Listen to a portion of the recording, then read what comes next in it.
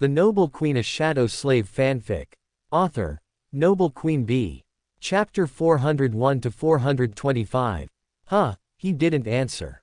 Noble furrowed her brow. The man seemed in terrible distress. Maybe he hadn't even heard her. But he's looking right at me. He hadn't so much as glanced her way until she spoke, and then he looked like he had been spooked. His dark eyes, they looked like they contained immeasurable power. He was more than an awakened or even a typical master. Maybe a saint. Noble cleared her throat. I'm Noble. Sunny. The powerful stranger continued to stare at her, wanting to gauge her reaction. Why should she react to his name? Was he famous? A small tug pulled at her soul, but as quickly as it came, it dissipated. Strange. Sunny looked away and Noble could feel his spirit break a little. You look a little, she wanted to say lost, but that seemed rude, confused. Is there something I can help you with? She would have been harsher and demanded to know why the man was staring at the neighbor's house, but his pitiful, broken state filled her with compassion. The man coughed lightly, putting on a neutral expression. Can you help me? Yes, actually you can. His emotions shifted to curiosity. It is rare that a person can sneak up on me. How did you? Happy to sense something other than despair, Noble held out her arms, allowing the gold bands to slip from beneath her sleeves. It's a memory. It shields the wearer from being perceived. Sunny grabbed her wrists, and it was Noble's turn to be startled. He was very strong, but he didn't seem to mean any harm. He peered at the memory, studying it with the utmost care. The professor shifted uncomfortably. He really likes to stare at things. Fascinating, he mumbled. Perhaps I can hand them to you. It might help if my wrist is not in the way. Noble slipped one off her free hand and held it out. She saw no reason to hide it from him. His strength seemed more than enough to take it from her. Sunny couldn't steal it, Noble would just dismiss it and send it back to her soul sea. And if he wanted to destroy the memory, she preferred he do it when her hand wouldn't be collateral damage. Beyond that, Noble felt compelled to help him. It was always nice to find someone as interested in memories as she was. But few were usually so overt in their interest. Sunny winced. Oh yes, thank you. He looked up as he took the bracelet before his eyes darted away. Sorry for, grabbing you. Noble smiled weakly. No harm done. She handed him the second band, and his eyes opened wider as he looked at her. You're a master. When did that happen? Noble tilted her head. I didn't realize the bands hid me that well. But it makes sense. It not only masks my physical presence but also the aura I put off as a master. Very recently. Maybe 2 months ago. Noble watched the stranger nod. I see. A lot has happened in a short time. Noble wanted to ask him what else had happened, but Sunny had already turned his attention to the metal in his hands. They stood in silence for many moments in the frigid cold. The dark-haired saint peered at the golden circles. Seems simple enough. I think I can replicate that. He nodded slowly. A memory forger. Noble grew a little suspicious. Had the King of Swords sent someone else to get information from her after awakened Jeremy came up empty? Are you from Clan Valor? She asked. What? No. I am not from any clan. I don't suppose I have any home at all. Handing back the bracelets, Sunny's original gloom returned. No home. Are you a victim of Antarctica? Noble wasn't sure how else to ask. Sunny barked a bitter laugh. Victim. Well, I suppose you could say I'm a victim of many things. Noble really wanted to know, but she could feel the stranger's bubbling frustration, and she didn't want to make the powerful man finally snap. Instead, Noble smiled softly and sent him some comfort. He looked at her strangely but accepted the small gift. Well, if you are looking to start over, I know a realtor who might be able to help. Sunny shook his head. Thank you, but I won't be settling down anytime soon. I was just reminiscing. Poor man. Did he lose his home in somewhere like Falcon Scott? Maybe this neighborhood, particularly her neighbor's house, reminded him of his own home before he lost it. That was the easiest explanation for why he kept staring at it with a longing expression. Sunny shivered, and Noble noticed that he had no coat. The cold was biting and even a survivor of Antarctica would feel it after a while. You should get out of this weather. Noble glanced at her house. Her husband would have a fit if she invited a strange lurker into her home. But her gut told her that he would not hurt her or her family. Unless Sunny had some mind-altering power like counsel, her gut was usually right. Noble was torn. Forget this. There is already a lack of humanity in this world without me adding to it. Would you like to come in? Maybe I can get you some hot tea. Sunny seemed to consider the offer. He closed his eyes tightly before sighing. No, while something warm sounds nice, I should be on my way. The solemn saint stepped away. He doesn't have anywhere to go, Noble observed. Well, if you won't take me up on my offer, at least get yourself something to warm up. I know the convenience store just up the road has ramen if you need something quick. My daughter loves it. She might even still be there to give you a recommendation. The last words caused Sunny's emotions to spike. I might take you up on that offer. The man's handsome lips turned into an appreciative smile. He was quite possibly the most stunning human that Noble had ever seen. Besides Fort, of course. The transformation of his face made her feel his sadness even more keenly. Offering him money to pay for the food would have been taken the wrong way. If he was a saint as she suspected, then Sunny likely had a wealth of credits stashed away somewhere. She wanted the best for the stranger, but not at the expense of his pride. I hope you do. The world always looks a little better on a full stomach. The man gave her a complicated look as if he knew that statement was more true than she could ever realize. What kind of horrors had he been through to have such darkness in his eyes? Sunny nodded. Ramen it is then. Thank you for your time. No trouble at all. Noble sent a little more comfort to her companion. This time it hung between them for a moment before dissipating. Noble felt a little pang in her heart. Be kind to yourself, Sunny. Always worrying about others more than yourself. Sunny shook his head. Some things never change. He turned to go. Wait, I do know you, don't I? Noble blinked and the man was gone, as if he was never there. From the shadows, a whisper came. Yes. Noble sighed, her head feeling fuzzy. I guess I'll never get an answer. 2 weeks passed and the initial excitement gave way to a more realistic pace for changing worlds. That didn't mean there was nothing to do. Far from it. The list was practically endless.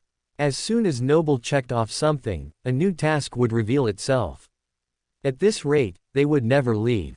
One thing that the professor hadn't anticipated was that she and her children would receive diplomatic lessons. It made some sense they were representing the government as a family.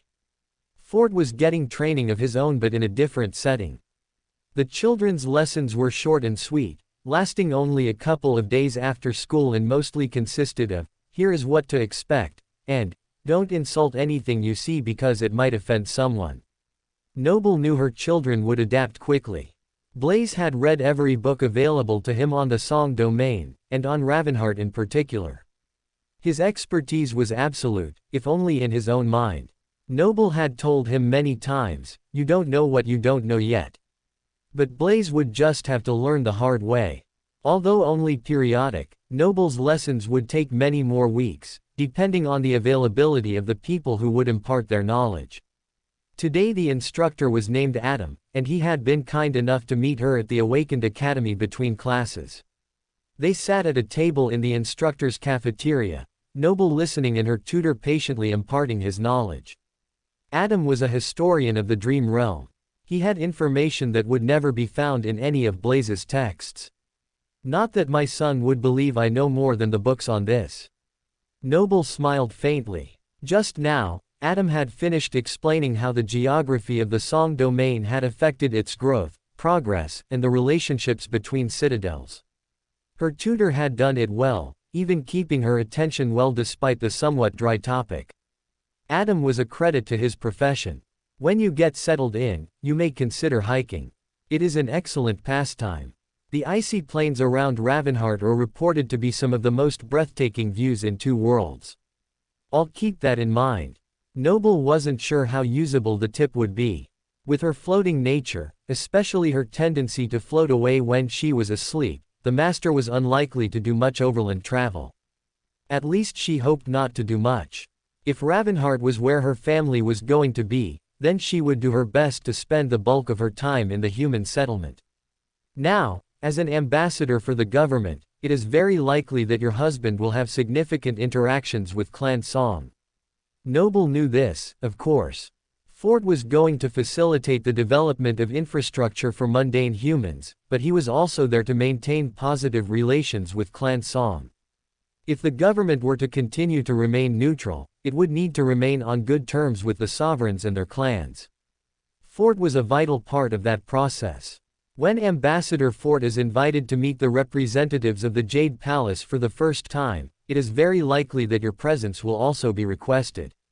Adam waited for Noble to process his words. Wait, why would I be needed? I am not really part of the coalition. Noble furrowed her brow. With Ki Song as queen and her adopted daughters as the highest-ranking people in all of Ravenheart, the culture of Song is matriarchal. They may decide to judge your husband based on you. Adam nodded. No pressure, Noble muttered. Tell me, what is the best thing to do if I meet them? Act strong, meek, respectful. Do not try to be anything you are not. Be honest. One thing the queen does not appreciate is dishonesty. Adam advised. That is one thing we have in common. Noble felt a little bit of relief that she wouldn't have to put up some facade. She would still be respectful, of course, but the thought of being like Queen Bee, aloof and unreachable, all the time sounded exhausting. I will be genuine in my appreciation of their hospitality, whatever that may look like, Noble assured her tutor. That's all the government can ask. Adam seemed satisfied with her response. He passed her a packet of synthetic paper. I printed this. We don't want information about the daughters of Song sent digitally, and I would appreciate it if you would properly dispose of that when you are finished. Understood. Noble thumbed through the pages quickly. Nothing she saw was bad or demeaning, just informative. However, a lot of it was simply not common knowledge. From what Noble could tell, the Song sisters were rather secretive. Except for possibly Beastmaster and Seishan, they wouldn't appreciate information about themselves being widely broadcast. Noble looked over the names. Dark Dancer, Lightslayer, Saint Revel, all talking about the same person. So, why don't any of those names sound familiar? Noble felt a little ashamed that she couldn't name all of the Song sisters off of the top of her head. It wasn't that they were forgettable. Each was a memorable contribution to humanity and all but Seishan was a saint. It's just that up until now, they didn't have a huge impact on Noble's life, and she therefore didn't think about them often, if at all. That's about to change. Everything was. While she didn't know what challenges would await them, Noble would do her best to prepare. Thank you. This is very helpful. Adam smiled. Good. You know what they say about history. Those who don't learn from it are doomed to repeat it. Hopefully, I won't repeat others' mistakes. The floating woman felt her companion's mood shift.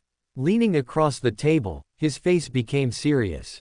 Based on all my research, I have 2 pieces of advice you won't find anywhere else. Adam glanced around to see if anyone was listening. As it was mid-morning, the cafeteria was largely empty. Noble unconsciously leaned forward also. I'm listening. First, try to never end up alone with any of the Song sisters. While nothing has been confirmed, some rumors are not easily ignored. Adam did not seem like a gossip, which made his words hold extra weight. What kind of rumors? Noble couldn't curb her curiosity. People have a bad habit of disappearing around them, especially those who go too close to the palace, though the latter could be due to the environment. Noble had so many questions, but Adam cleared his throat and warded them off. Apologies for not being more helpful. I hope you will never discover if my assessment is accurate or not. But if you should find yourself at death's door, my second piece of advice is something to keep in mind. Noble hid her frown. What good was the advice if it wouldn't keep her alive? Whatever you do, don't die in Ravenheart. Get back to the waking world before you meet your end. Otherwise, your soul may pass on to death but your body will belong to the queen. Adam's words chilled Noble to the bone.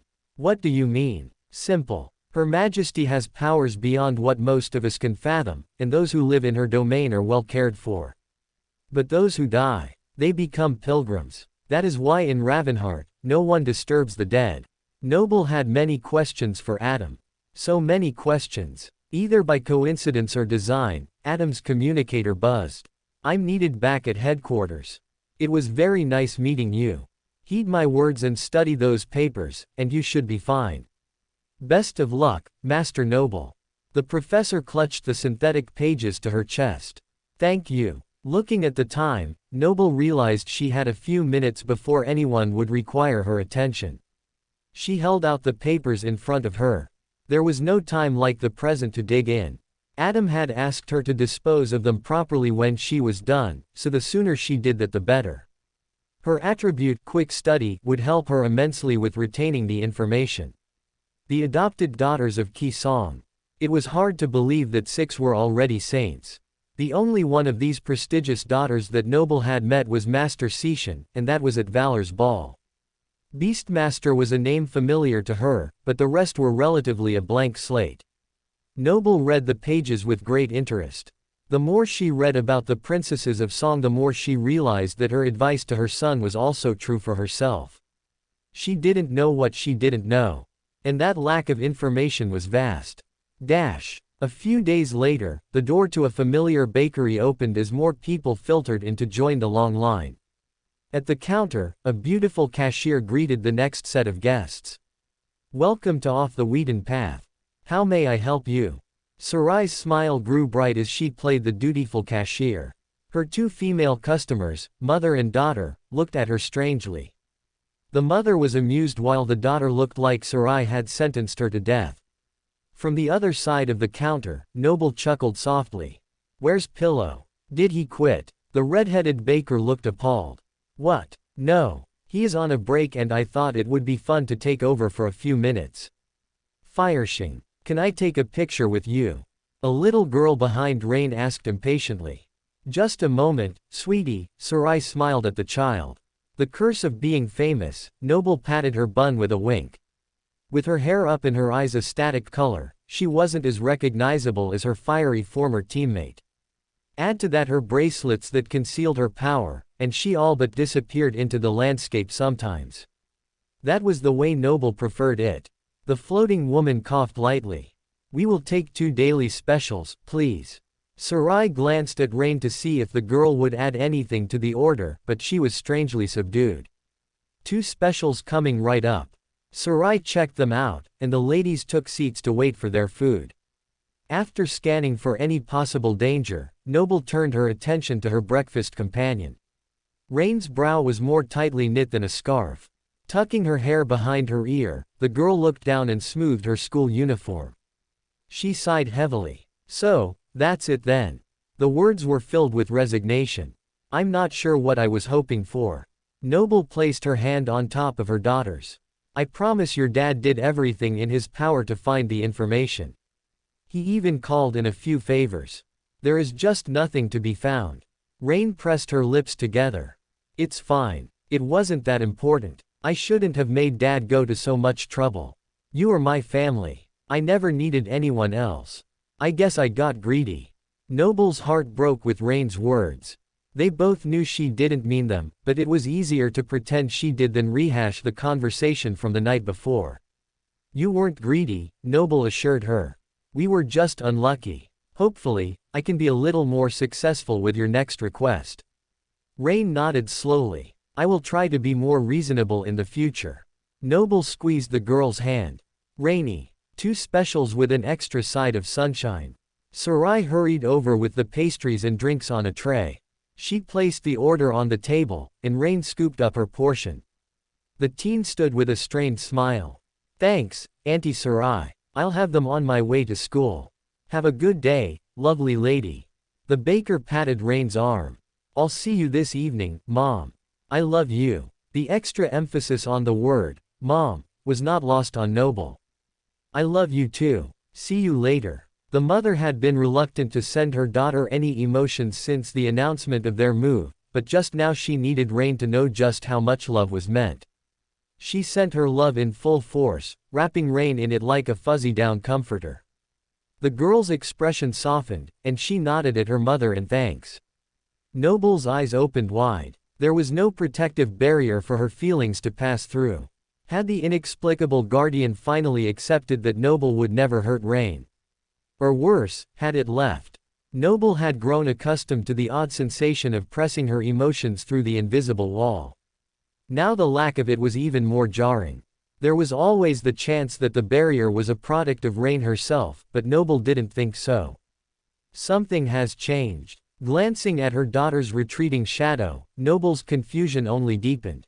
She blinked. As if sensing Noble's gaze, the shadow form attached to Rain turned to look back at the table. The teen's head remained forward, giving the whole scene an incongruous feel. Within the shadow, Noble could feel two dark eyes staring at her like pools of endless night. Her fingers twitched, ready to summon a weapon to protect herself and all of those around her if a nightmare creature should suddenly appear. The only reason that she hesitated was simple. Of all of the people in the bakery, no one had any malicious intent that Noble could feel. Was this the mysterious guardian she had just been thinking about? If it was, why was it revealing itself now? Are you all right? Noble jolted. I'm fine. She defended herself quickly. Then she realized it wasn't the shadow talking to her. It was Sarai. You don't seem fine. The baker clicked her tongue. Something is clearly up with your daughter. Noble flicked her eyes up to Rain and then back again. The shadow was now perfectly matching the teen as she passed silently through the door. Everything looked perfectly normal and ordinary. Had she imagined it before? What's going on over there? Sarai pursed her lips. Wait, you saw it too. Noble's jaw dropped slightly. Sarai arched her brow. Of course, only a blind person could have missed that. How can you remain so calm? Noble rose from her seat, ready to chase down her daughter and demand answers. Should I not be? Moody teens aren't exactly a novelty around here. Half of her class comes by after school at least a few times a week and there is no end to drama there. But maybe if you tell me what is wrong I can get as excited about it as you are. Sarai offered generously. Noble's shoulders slumped. Her friend hadn't seen the shadow move at all. If it had happened, the floating master was the one and only witness. Which meant that Sarai wasn't talking about a potential attack by a nightmare creature or a mysterious guardian. Sarai was referring to something much more painful. So, are you going to tell me what's going on with Rain or do I have to guess? Sarai placed one hand on her hip. Noble glanced back at the register. Pillow was dutifully taking orders once again, leaving the owner of the shop free to chat. And by the determined look on Sarai's face, the woman wasn't going to leave without at least some semblance of an explanation. Noble motioned to the seat recently vacated by the fleeing teen. You don't have to guess. It isn't a secret or anything. Taking a sip of warm tea, Noble smacked her lips. It was delicious. If only her story could be as sweet. Ever since we decided that we are moving, Rain has been on a mission. She has a checklist of things she wants to do before she leaves the waking world, possibly forever. Some of them are simple, like getting her favorite ramen or going to the park we visited when she was little, but one of the things on the list was finding out more about her family. What does she want to know about you that she didn't already? Sarai tilted her head. Noble swallowed. Not me. Her biological family. Oh. The baker had temporarily forgotten that Rain was adopted. The precious teen wasn't treated any differently than the twins, and some of her expressions even mirrored Noble's. Aside from Rain's complexion, there was no indication that the two were not blood-related. I take what you found out wasn't good. Sarai bit her lip. Worse than that, we got almost no news at all. I had no idea that as soon as adoption papers go through or the child ages out, the record of the individual is deleted from the orphanage's database. They just don't have enough space to keep long-term records. And the government simply doesn't have the resources to keep those systems updated for non-citizens. I hate that term. Noble clicked her tongue. People were people, weren't they? But in the waking world and the dream realm, status mattered. The government had to support the best and brightest, and that meant there were not enough resources to go around. Noble rubbed her forehead. Fort did all he could. He pulled every string. But you can't get information that no longer exists. But you said almost no news. That would mean you found something, right? Sarai tapped the table gently. We couldn't track down Rain's records, but we were able to track down the facilitator of the orphanage at the time, Opal. She told Fort that Rain's mother died of some illness. Noble sighed. That is news, at least. Sarai tried to comfort her friend, but Noble shook her head. It could be true, but Opal only said that after Fort grilled her with a dozen other questions. He got the impression that she would say almost anything to end the conversation. Still, he gave the information to Rain last night. Poor Rain. The baker looked to the door where she had last seen the girl. Rain had taken the news with a brave face, but there was no closure to her query. Her biological mother and father still had no names and no burial place. It was possible that no one alive had any memory of them at all. Noble herself had tried to rack her brain for any memory that might be helpful. On their way out of the orphanage on adoption day, Noble had let Rain go and say goodbye to the people she had met there. While she hadn't gone into pry, Noble had felt all of the emotions. Even though the girl hadn't really spoken at the orphanage, she had been well liked, loved even, by some of the other children. Now, Noble wished she had memorized their emotional signatures. If she could track them down, maybe they would have an inkling about her daughter's early life. Alas, the new mother had been so wrapped up in her own thoughts and feelings that those details were lost to time. In the end, it might not have mattered at all. That didn't stop Noble from blaming herself a little for her lack of initiative. Poor Rain indeed. Noble hated when her children were sad. She would do almost anything to fix the problem. To repair what was broken. To recover what was lost. But Rain was not a child anymore, and some things were not fixable. That was life. All Noble could do was be there to help her child work through the pain. There was a lot of pain. I know you don't need my advice, but maybe taking her to the outskirts before you leave wouldn't be the worst idea. It could jog a memory hidden away, Sarai suggested. I had thought of that. But the outskirts are so big. It would take a lot of time to comb the area closest to where we adopted her. I also thought of taking her back to the orphanage to give her some closure. But when I mentioned it last night, Rainey turned me down. Sarai furrowed her brow. Too traumatic. Maybe. I got the impression that she didn't want any false hope. I can't blame her. In truth, Noble wasn't sure how she would feel when Fort came back with the results from Rain's request. Would she feel jealous of the parents who gave birth to such a wonderful young lady? In the end, Noble was happy that she wasn't petty. Rain's first mother and father had given Noble a most precious gift. She had nothing but gratitude for them. It would have been nice to visit their graves to thank them properly. The appointment was long overdue. But it wasn't meant to be. Noble felt a small sense of loss at the missed opportunity, but it was nothing compared to the dark-haired teen. Maybe we could donate a tree in the outskirts in their honor. Noble's thought was cut short as the front door of the bakery opened. A man with hair the color of straw and alert blue eyes sauntered in and joined the line. What caught Noble's attention was not his looks, though he was incredibly handsome even with his well-trimmed beard. Instead, it was how nervous he seemed despite being immensely powerful. He even looked over his shoulder once or twice, further cementing Noble's belief that something was amiss. Sarai, I don't want to worry you, but I see him too. The baker tensed. They watched in silence as the stranger got to the front of the line.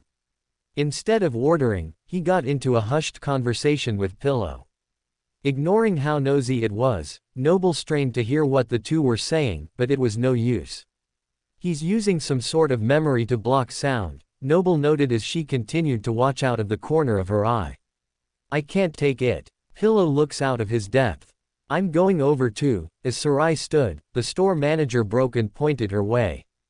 The stranger strode over and gallantly dipped his head. Master Sarai. That's me. The redhead raised one eyebrow at him. I'm Master Roan. The handsome gentleman flicked his eyes to Noble and then back to Sarai. May I have a moment of your time? I'd like to speak to you, privately. Master Roan. That was a name Noble knew. He and his wife, Saint Tyrus, were the leaders of the White Feather clan, the clan which Valor had initially sent on their behalf to fight in Antarctica. The group had fought valiantly, supporting the government troops as much as they were able. Having been on the front lines for the duration of the Southern campaign, the White Feather clan had been through a lot. Noble felt partially responsible for their fate. While they probably would have been sent anyway, Whispering Blade seemed intent on punishing them for something. Noble had certainly expedited the process with her impassioned plea for aid during the Valor Ball. As such, she had spent a considerable amount of time wishing for the couple's safety and checking on their status in Antarctica when she could. Both had survived, thankfully, even if Tyrus had had a close call. It seemed at least Roan had left Antarctica behind for the NQSC. He deserved some time away from the heat of battle. While his exit from Antarctica made sense, his entry into the off-the-beaten path was anything but expected. And he was looking for Sarai. Noble belatedly caught the last word, privately. She cleared her throat. "Oh, I can go." But the owner of the shop stopped her. "Please enjoy your breakfast. I'll return shortly." The professor nodded and watched the two select a table across the bakery. Noble sipped at her tea and picked at her pastry, trying hard not to look at the far side of the room. She was trying so hard that she didn't register that the two masters were returning until Sarai pulled a third chair to the table and plopped down in her previous seat. "Please join us." She smiled brightly at the older man. Noble looked at her friend and then at the still-standing visitor. "Back so soon?" Roan rubbed the back of his neck. "Well, this is awkward. I was reaching out to Master Sarai to set up a meeting time with her and Master Noble. I had no idea you were the lady in question. You were very unassuming. Forgive me." "No forgiveness required." Noble held out her hand. She already knew her bracelets hid her true power. It would have been more odd if he had recognized her on the spot. "It is nice to meet you, Master Roan." "Just Roan, if you please." The man took the third seat and the world around them went quiet. Roan gave an apologetic smile. "I hope you don't mind." The two ladies nodded slowly, curious about what would require so much secrecy. Roman looked toward the door again. "I am rather short on time. Tyrus and Telly will be here any moment to see what is keeping me. Maybe I should schedule a time to meet with you later." Noble vaguely remembered the second name as being Roan's daughter. Why was he nervous about them discovering him? Clearing her throat lightly, Noble asked politely, "Could you at least give us a reason for the meeting? I would hate to waste your time." Although not part of Clan Valor, Roan was still associated with the Great Clan. If he was going to ask about the portcullis key, she would save them both the effort. Roan hesitated. The question of whether he could trust the two ladies was written plainly on his face. "We won't spread any of the personal information you might share," Noble assured him. As long as what he told them didn't have anything to do with the government and wouldn't harm her family, Noble would be able to keep things between those at the table. "I would appreciate that. I'm on thin ice as it is." Roan glanced over his shoulder. "Thin ice with whom?" Sarai furrowed her brow. "We don't want any trouble." Noble agreed. She had already made an enemy of Harlow of Valor. If Roan was about to bring more problems for her, he could go elsewhere. Roan coughed. "You misunderstand." The man's shoulders slumped slightly. "I really should have sent an envoy on my behalf, but my wife cannot find out." "Find out what?" Noble's expression darkened. "That I plan to challenge the third nightmare." The man rubbed his forehead.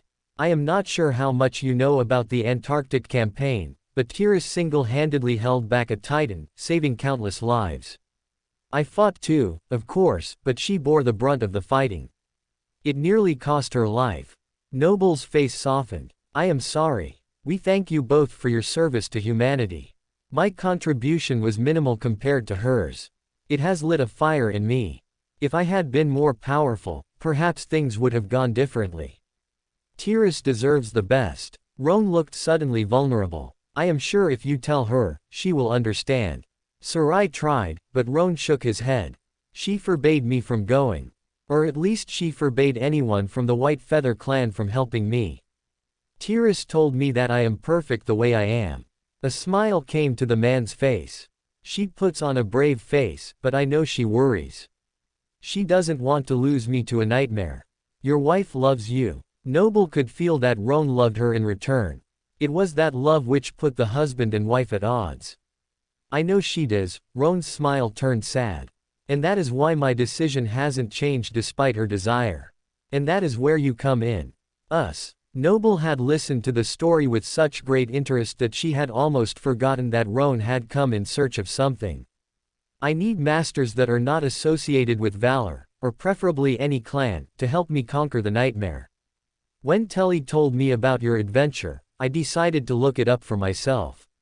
I think the two of you, and Master Celio if he is available, would be excellent candidates for a cohort. When I passed the shop and my daughter told me who the owner was, well, the opportunity was too good to pass up. I can't speak for Sarai, but I am not looking to enter another nightmare. I just got home to my family. Noble could appreciate the desire to be strong. She had seen with Jet and Core how necessary having powerful people was. Don't tell me no just yet. It wouldn't be for a year or two, maybe more. The amount of covert research I need to do to find the right seed will be a slow process. I only ask right now that you consider the possibility. Who knows what the future may hold? Roan's dashing smile was almost irresistible. He was simply asking them to consider an opportunity. That was a reasonable to do. Since Noble had no interest in sainthood, her deliberation was short. The decision was obviously no. We know what the future holds. Sarai tilted her head with a small smile. Noble and I are moving to Ravenheart. I'm guessing that might be objectionable to you since you are a vassal of valor. Are you joining Clan Song? Roan's emotions spiked. Noble thought about answering vaguely to dissuade the other master but decided against it. My husband and I are going as representatives of the government. I'm opening another bakery. Sarai motioned around the establishment. Then I see no problem. The winsome gentleman relaxed. In fact, that may be better. My wife would never look for you in Ravenheart. Noble shifted uncomfortably. Even if you don't tell Saint Tyrus who you are going with, you really should tell her that you are leaving before you go. Trust me, I will take it under advisement. Roan stroked his beard seriously. Speaking of your wife, I think your time is up. The professor pointed to the door. Unless I am mistaken, that is her right there. Welcome to Fanfic Audiobook, your go-to place for immersive audiobooks. If you enjoy the content, don't forget to like the video and subscribe to our channel for more amazing stories. In the doorway, a tall, slender woman stood straight like an arrow. She looked more like a goddess than a human, commanding the attention of everyone in the room. Beside her was a lovely awakened in her 20s, a clear resemblance showing between the two. Sky Tide's amber eyes scanned the room, stopping immediately on the table with the two ladies and her husband. Her face didn't change at all, but Noble could feel the curiosity under the calm facade. The sound around them resumed its normal hubbub of the bakery as Roan released the enchantment on his memory. Standing eagerly, he waved over the two members of his family. Sunshine, and my darling girl, you'll never believe who I ran into. Roan embraced his wife and smiled at his daughter. Tyrus and Telly, these are Master Sarai and Master Noble. The names seemed to mean nothing to Sky Tide, who did not react at all, but Telly's eyes widened in excitement. The saint stood a little straighter, which Noble had not thought possible. Two other masters. Oh, Noble could feel the emotions in Tyrus. She could hear a peal of thunder outside. Roan chuckled. I forgot you haven't been watching the old Dreamscape videos that Telly has been showing me. These are two of the former champions. I see. The air around Tyrus felt suddenly lighter. Beside the couple, Telly could no longer contain her excitement. She moved forward and took the chair where her father had been sitting. No way. Fanfiction and Queen Bee. Dad, why didn't you message me? I should have. Roan dipped his head in apology. But you are here now and can ask for their autographs and photos for yourself. Telly ignored her father's insinuation that she was some crazy fan. She looked at the two Dreamscape champions with a small amount of wonder. I know that I told Dad that Fanfiction owned the place, but I assumed you would be off somewhere else. And Queen Bee, who would have thought? The lady paused and bit her lip. That isn't to say I think either of you should be somewhere else. You both can be wherever you like. Telly trailed off, wishing she had finished talking long before she did.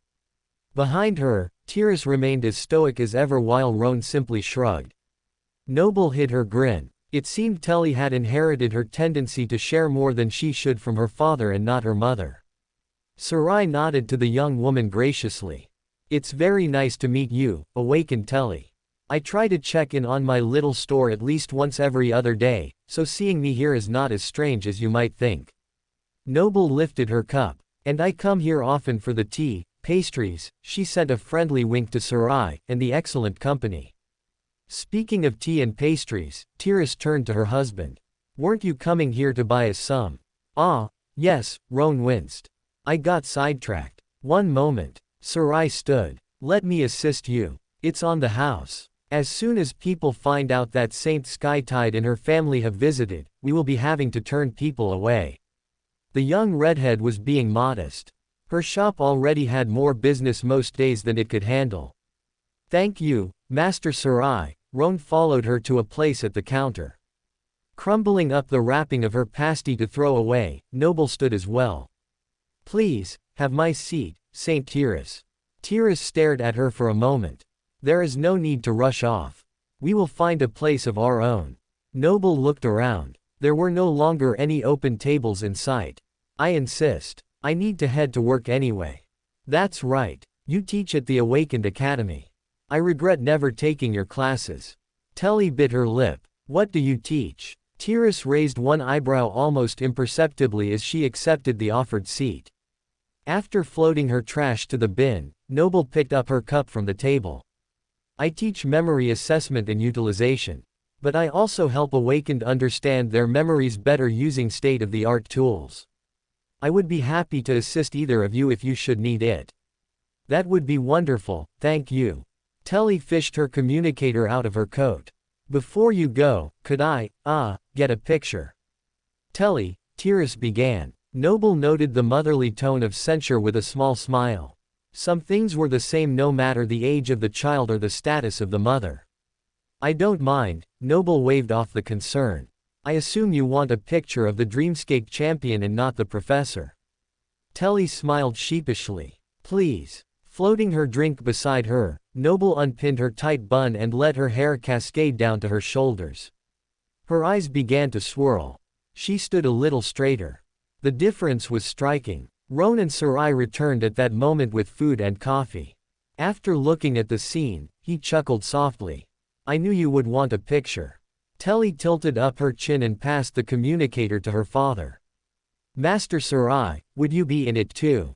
Setting down the tray on the table, the redhead adjusted her hair. The three ladies posed until Roan lowered the communicator. He handed it back to his daughter. Thank you both. Telly looked at the picture, and her smile broadened. Noble smoothed back her hair and pinned it in place.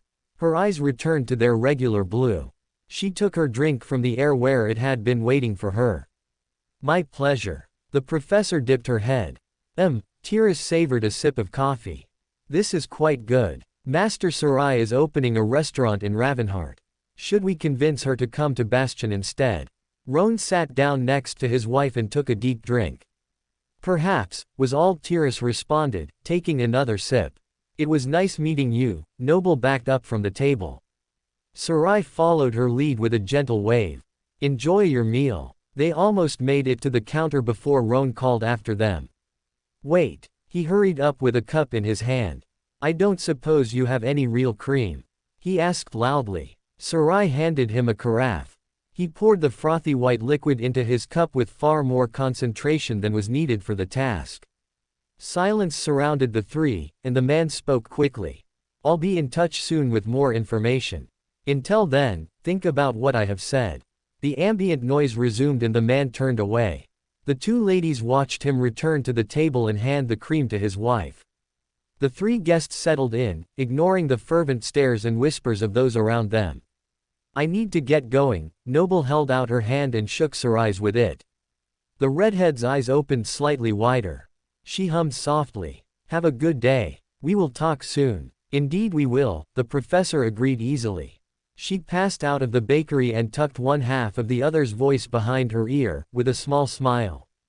Is this soon enough? Noble walked down the street at a steady pace toward the train station. By now, she had a very good idea of the exact range of her memory, so the ladies could talk briefly before Noble reached the platform. "You are timely as always," Sarai's voice entered Noble's head in response to the question. "I thought your news about Rain was going to be the most interesting thing to happen today. But Roan's proposal, that is wild. Can you imagine?" The strangest part was that he mentioned Nick by calling him Master Celio. That wasn't published in the news outlets as far as I know. He would only have found that if he got a hold of government files. He said he had done quite a bit of research. You don't think he looked at documents he shouldn't have, do you? Sarai asked anxiously. Noble thought for a moment. The legacy clans had access to more things than the average person. While the true identity of Master Celio was a closely guarded secret, it was very plausible that leaking his fake persona was intentional. I doubt Roan did anything that broke the law to get the information. At most, he pulled a few strings. That's a relief. Sarai went quiet for a moment. "So, are you going to think about it?" like he asked. "There isn't much to think about. As flattering as the offer is, there is no way I am putting my family through that right now. Or myself. What about you? Do you want to be a saint?" The silence stretched long enough that Noble wondered if she had misjudged the distance and gotten out of range. "I'm not sure," came the tentative reply. "I know you had it much worse in the nightmare for much longer than I did, so my experience is skewed." Noble furrowed her brow. She had never asked her friend about her impression of the nightmare. The former Queen of Crestfall had just assumed that it was traumatic, but maybe that wasn't the case. "I had no idea you wanted to be a saint," Noble chewed her lip. "Who wouldn't want to be a saint and find out their transformation?" Sarai countered. "I never thought I would be a master. And with new saints returning from Antarctica, we have even more success stories. Who's to say that in a year or two that becoming a saint won't be like becoming a master is now, completely attainable?"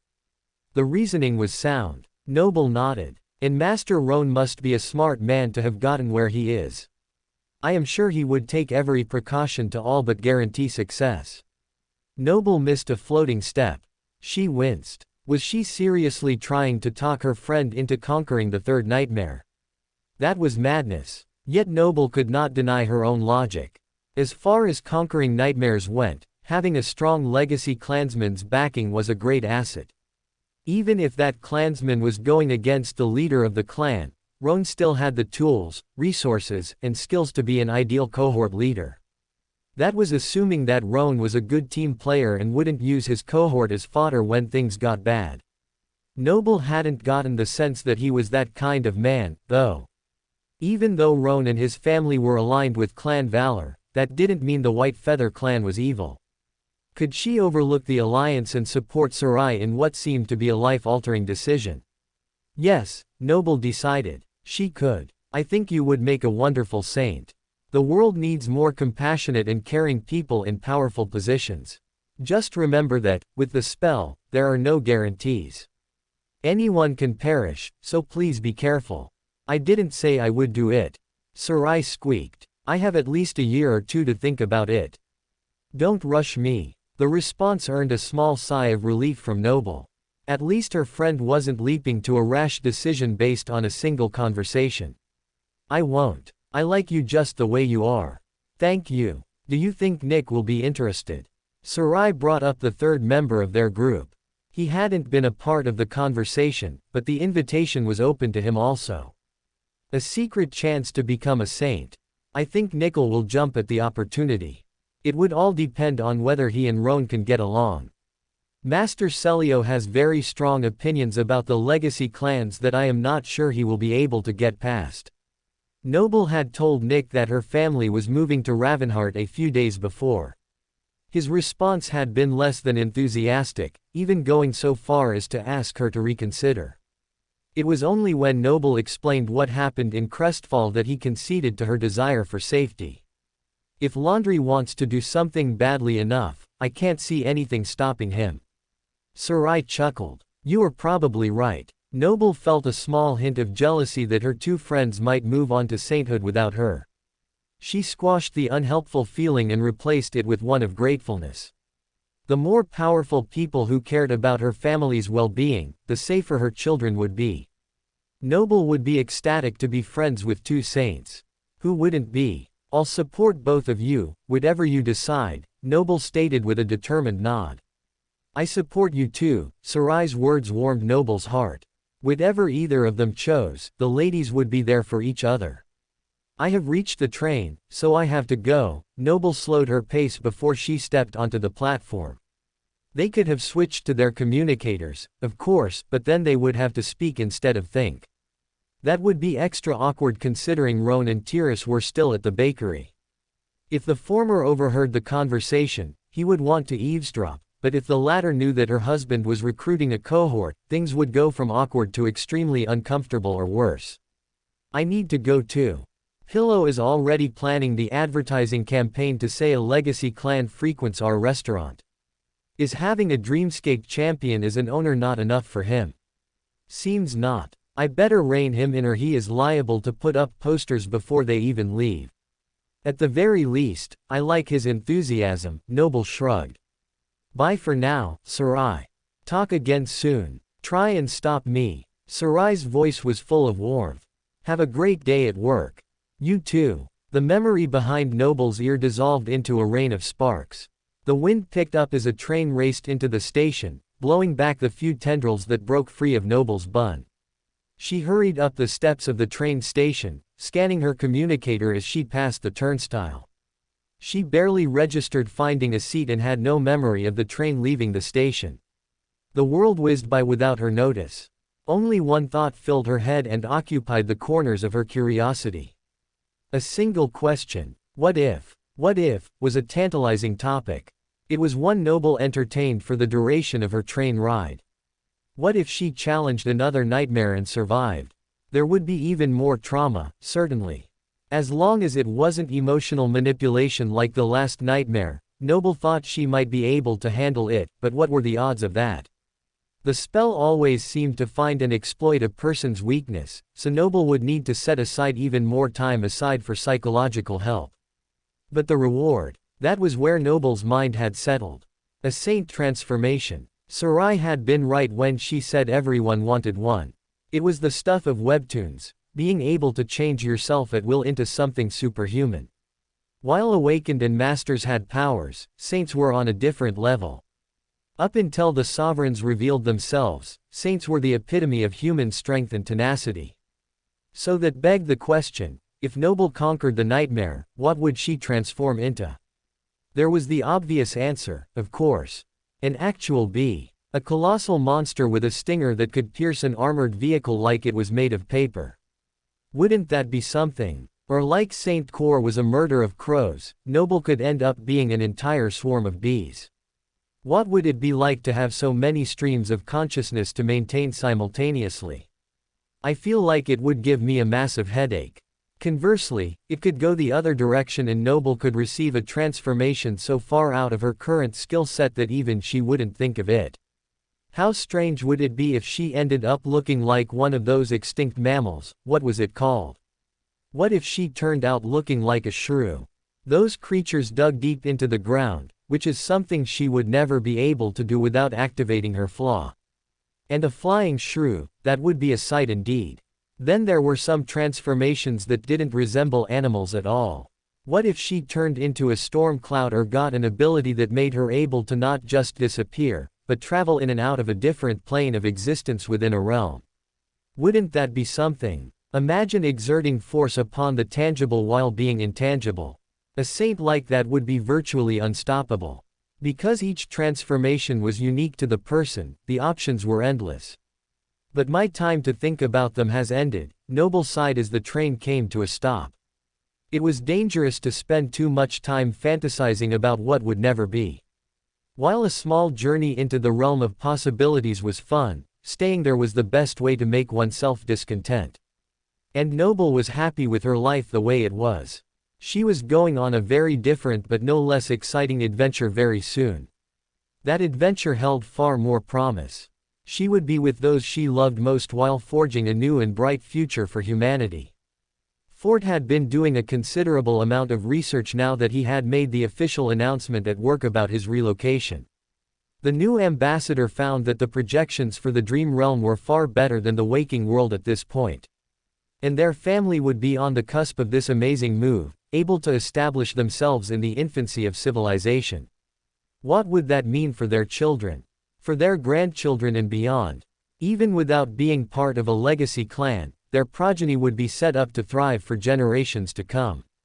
That was a future worth pursuing. And it would be pursued together with Fort and Ravenheart. Who could ask for more? Pushing aside the thoughts, Noble prepared to face the day. A whole new crop of sleepers was set to arrive today. It felt too early to have so many.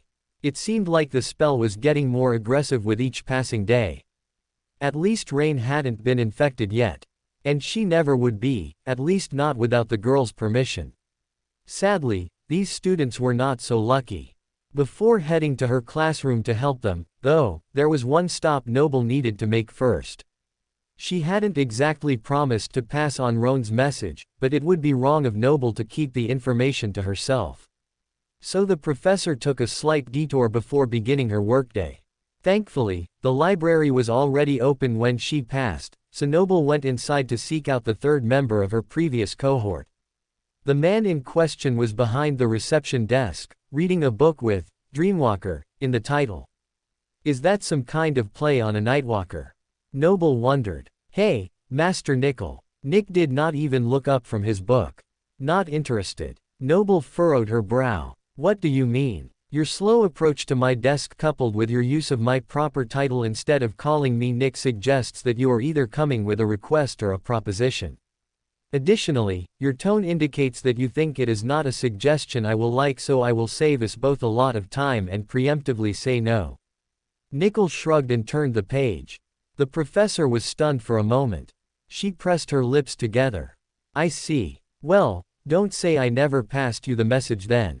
Message. Nick flicked his eyes from the page to the woman incredulously. Who is this message from? Noble hesitated. Was she at liberty to discuss Roan with Nickel, or would the man prefer to introduce himself? I am not sure if I can tell you just yet, but it is from a master, she hedged. Must be a legacy. No one else would care to keep their identity secret when making an offer. Nickel's interest died away. Seeing Noble's helpless face, he sighed and set down his book. Give me this message so you can leave with a clear conscience. The message is an offer to join them as part of a cohort to conquer the third nightmare. If that might interest you, I can get you in touch with them. Noble watched the librarian's expression darken. Some legacy master can't get a group together among his own clansmen, so he is trying to bait unsuspecting new masters and use them like fodder. My gut reaction was right. Nickel clicked his tongue. It isn't like that. Noble felt like she was doing Roan a disservice. If you want to meet with them and hear the story. You aren't going to leave unless I say I'll think about it, are you? Nickel raised one eyebrow at her. I'll put it this way. I'll leave faster if you do, Noble smirked. Fine, I'll think about it, but I doubt my answer will change. Rolling his eyes, Nickel raised the book to cover his face. Thank you, Nick. Have a great day. Noble turned to leave. The conversation had gone about as she expected. The ball was now in the librarian's court whether he wanted more information. Noble had other responsibilities. Plastering on a friendly smile, the professor entered the open air of the academy and floated toward her classroom. New students would be there in less than an hour looking for her guidance. Duty calls. The day went smoothly, passing in what felt like a blink of an eye. Rain seemed in decent spirits when she got home, asking if they could move on to another couple of items on her to-do list before they left. They were easy requests, having K-Bot's diner, then making popcorn and watching a movie together at home. While the popcorn could still be done over a fire with proper tools and supplies in the dream realm, the lack of electricity meant that fast food and movie watching would no longer be an option in Ravenheart. The movie selected was full of action and adventure, completely lacking any romance. It seemed that Rain had had her fill of romance from her previous encounter and wasn't looking to relive those feelings anytime soon. After the movie finished and the boys raced to brush their teeth, Noble caught Rain's attention. How are you doing? She asked, her voice full of motherly concern. If you mean the thing this morning, I'm doing better. Rain's dark eyes showed a hint of sadness. Are you sure? Noble reached out and squeezed her daughter's hand gently. I'm sure, the teen nodded. In the long run, I think it is a good thing. I have nothing left to keep me here. If we had found a long-lost aunt or other family member, I would have wanted to get to know them better and would have been reluctant to leave. Now I can go to Ravenheart without wondering if I made the right choice. My brave girl. Noble pulled her daughter into a side hug. My offer still stands to take you to the orphanage. Or anywhere in the outskirts for that matter. No one would dare mess with you while I am around. Thanks, but I don't think it would do any good. I have no memory of anything before you and Dad, so there is nothing to recall. Instead of being emotional, Rain was strangely calm. If you are sure. Noble had made the offer, but she would not force Rain into accepting it. I am, the girl nodded. Thank you, Mom. I love you, sweetheart. Noble kissed her daughter's temple. Love you too. Rain yawned. I will look over my homework and then head to bed. It's been a long day. She ambled off, stretching the stiffness out of her shoulders as she went. Fort, who had been cleaning up some spilled popcorn, came alongside his wife. How's our girl? He asked quietly. Noble leaned against him as he opened one arm. She never ceases to surprise me. Rainy feels at peace. I would never have calmed so quickly. I'm still a little sad for her even if she doesn't seem sad for herself. You are a compassionate soul. Even though she got the news from me only yesterday, I would venture to guess that Rain has thought about that question many times. Maybe it was the closure she needed. She said as much, Noble confirmed, her voice turning wistful. Rainy is stronger than I am. You are stronger than you think. Ford led his wife over to the sofa for them both to sit. You are one of the strongest people I know. Rain only has to look at you to find a good example of how to work through issues. There are plenty of people stronger than me, Noble mumbled, unwilling to accept the compliment. Name one. Fort furrowed his brow. Saint Jet, Saint Cor, the Sovereigns. Noble began to rattle off a list. They may beat you in physical strength, the director acknowledged, but I don't think that kind of might was what our daughter needed today. Both have their uses. If I were a saint, maybe I would have a transformation involving divination powers to reveal memories about Rainy's past. Now that would be an interesting ability, Noble mused. Since when do you think about being a saint? Fort was more curious than concerned. Doesn't everyone wonder at some time or other? Noble shook her head. But I won't lie to you. That isn't the reason. Someone approached me today. They asked me to join them to conquer the third nightmare. Noble had anticipated a visceral reaction from Fort. He had felt so strongly upon her return that the idea of her leaving again should have been overwhelming. But he simply tilted his head. Who? I can't say. They are looking to keep their inquiries a secret for now. Noble chewed her lip. She didn't like the secrecy but she also didn't want to end up betraying Roan's trust. I see. Fort, surprisingly, didn't press the issue. That is quite a flattering offer. The person is very wise to seek you out. Who are you and what have you done with my husband? Noble leaned away from the man beside her. Startled, Fort held up his hands. What do you mean? You don't seem the least bit concerned about the prospect of me being given this choice. Aren't you even a little worried about losing me again? Noble felt a little hurt. I am always worried about losing you, Fort said seriously. Every time you leave, I feel like I'm holding my breath and it isn't until you return home that I feel like I can breathe again. Then why? Noble felt her husband's amusement.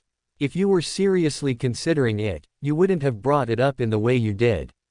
You won't even tell me who the offer is from, which means you aren't planning to accept. If you had the slightest inclination to accept, you would be having me vet this mysterious person to make sure whatever they told you checks out. Since that didn't happen, I know I have nothing to worry about. Fort smiled triumphantly. Noble resisted the urge to toss the throw pillow at his smug grin. You think you are so smart. What if I was lulling you into a false sense of security? Fort's smile faded. If you really wanted to go, there is nothing I could realistically do to stop you. And with the right preparation, I am not sure I would want to. As worried as I would be for your safety, I know you wouldn't make that choice lightly. I trust you to do what you think is best. It wasn't the answer Noble had expected. He had been vulnerable and open with his thoughts. If Noble had any inclination to go, Fort had just given her his permission to do as she pleased. Thank you, she said at last. But you were right, I have no plan to go anywhere but Ravenheart. Good, Fort smiled as Noble leaned back against him once more. Because as much as I would support you, I would rather have you here. Here in the NQSC or there in Ravenheart? Noble teased lightly. Here with me, Fort shook his head. The physical location is irrelevant. That's good, the professor sighed happily. I feel the same way. You and the kids are my home. It's hard to believe that home will be moving soon. I only wish we knew exactly when. Your wish is my command, my lady, Fort pulled out the communicator. I got the orders this afternoon. Kisong is ready to move her Dreamgate permanently to NQSC very soon. 1 month from today, we will be among the first to cross it. Standing at the front gate of Clan Song's home in the NQSC, over 100 people waited anxiously for the hour to strike. Leaning against a cart of her worldly belongings, Noble took a deep breath. Her heart was beating wildly. It's really happening. The last month had passed in a blur. In that time, Noble and Sarai had shown Jet the rest of the ins and outs of Crestfall, including the secret passages inside the palace's walls. Soul Reaper seemed a bit wistful about them leaving but understood that government directives were not something to be taken lightly. Jet promised to take good care of things as long as she was there. Noble had done what she could to help with the reconstruction of the wall. The pink stone was fully cleared away and was steadily being replaced with its non-magical counterpart. It would still take some time before being fully completed, but the influx of government soldiers had sped up construction considerably. Noble was satisfied that it was being left under Venster's competent leadership. The man was not willing to take any more shortcuts, examining each section personally to attest to its fortitude. As for the rest of the city, Catfine and Hamish became trusted stewards.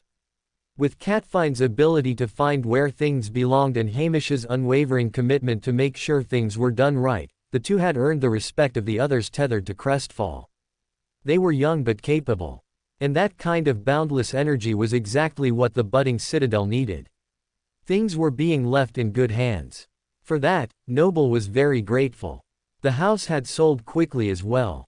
Much of the furniture was moved to a small living space on Academy grounds, and the rest was being put into storage until Sarai could transfer it to the Dream Realm with her ability. That connection which allowed them to transfer so many of their mundane possessions was going to make her family wealthier than most of the inhabitants of the Dream Realm. A few of the other government agents traveling with them had asked Sarai to move things for them as well at some point in the near future. They offered her enough money to make her reconsider being used as a courier. Abyss already set up their joint shop, and with this opportunity, the beautiful baker was on track to be a business mogul before ever reaching Ravenheart. Just now while they waited, someone was asking Sarai for a very particular request. In response, the redhead shifted uncomfortably. I'm not sure, Moose. Exactly how big is a ring of peaches? Sarai's beautiful eyes were filled with confusion. It isn't a ring of peaches. It is peach rings, Moose explained enthusiastically. Look here. He pulled out a sugary piece of peach-colored candy from his pack.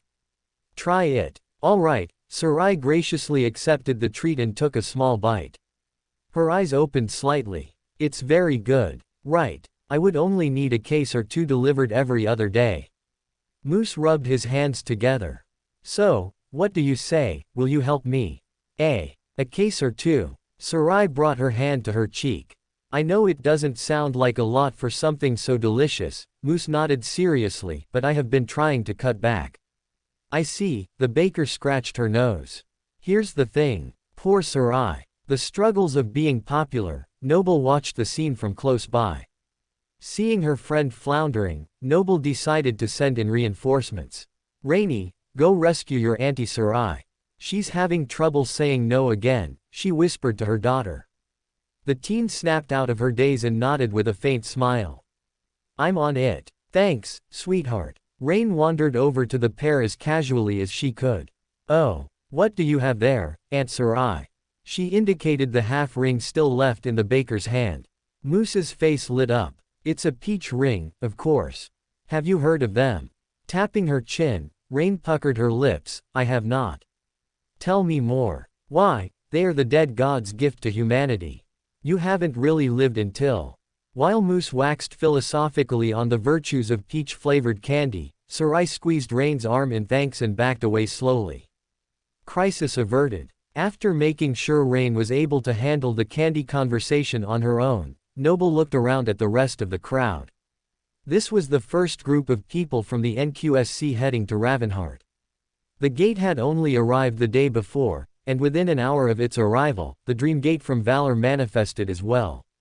When Noble asked her husband if it was coordination or competition that had both gates arrive at the same time, Ford had answered, both. Eventually, the people of the outskirts would have the opportunity to make a new life in the dream realm, but this first batch of travelers was comprised of hand-selected people. Most were government agents and their families, but others were businessmen or had special skills that were highly desired in Ravenheart. The plumber standing nearby her had been given a large stipend to come on the existing crew that was trying to solve the Citadel's growing sewage problem. Noble did not envy him one bit. Other than her own family and Sarai, Noble only knew a few of the faces around her. The most recognizable was Teddy, Fort's assistant, who jumped at the chance to move offices. The lady had not wanted her boss or his wife to leave without her, so she had arrived extra early and was the closest to the gate. Another friendly face was Rennell, a government agent who had previously worked with Noble's mother on her project in the outskirts. The man was memorable not only for the difference he made in getting additional electrical power rerouted to the most impoverished areas but also for his peculiar appearance. The man had no eyebrows and only a single strand of hair on his head. Why he didn't cut the strand, Noble wasn't sure. Maybe it was his flaw. It had taken a large amount of willpower for Noble not to stare at the extremely long strand when the kind man had come over to check on the well-being of her and her family. Noble wondered if Rennell had been asked by Lena to check up on her. If you did, thanks, Mom. The parting that morning had been an emotional one.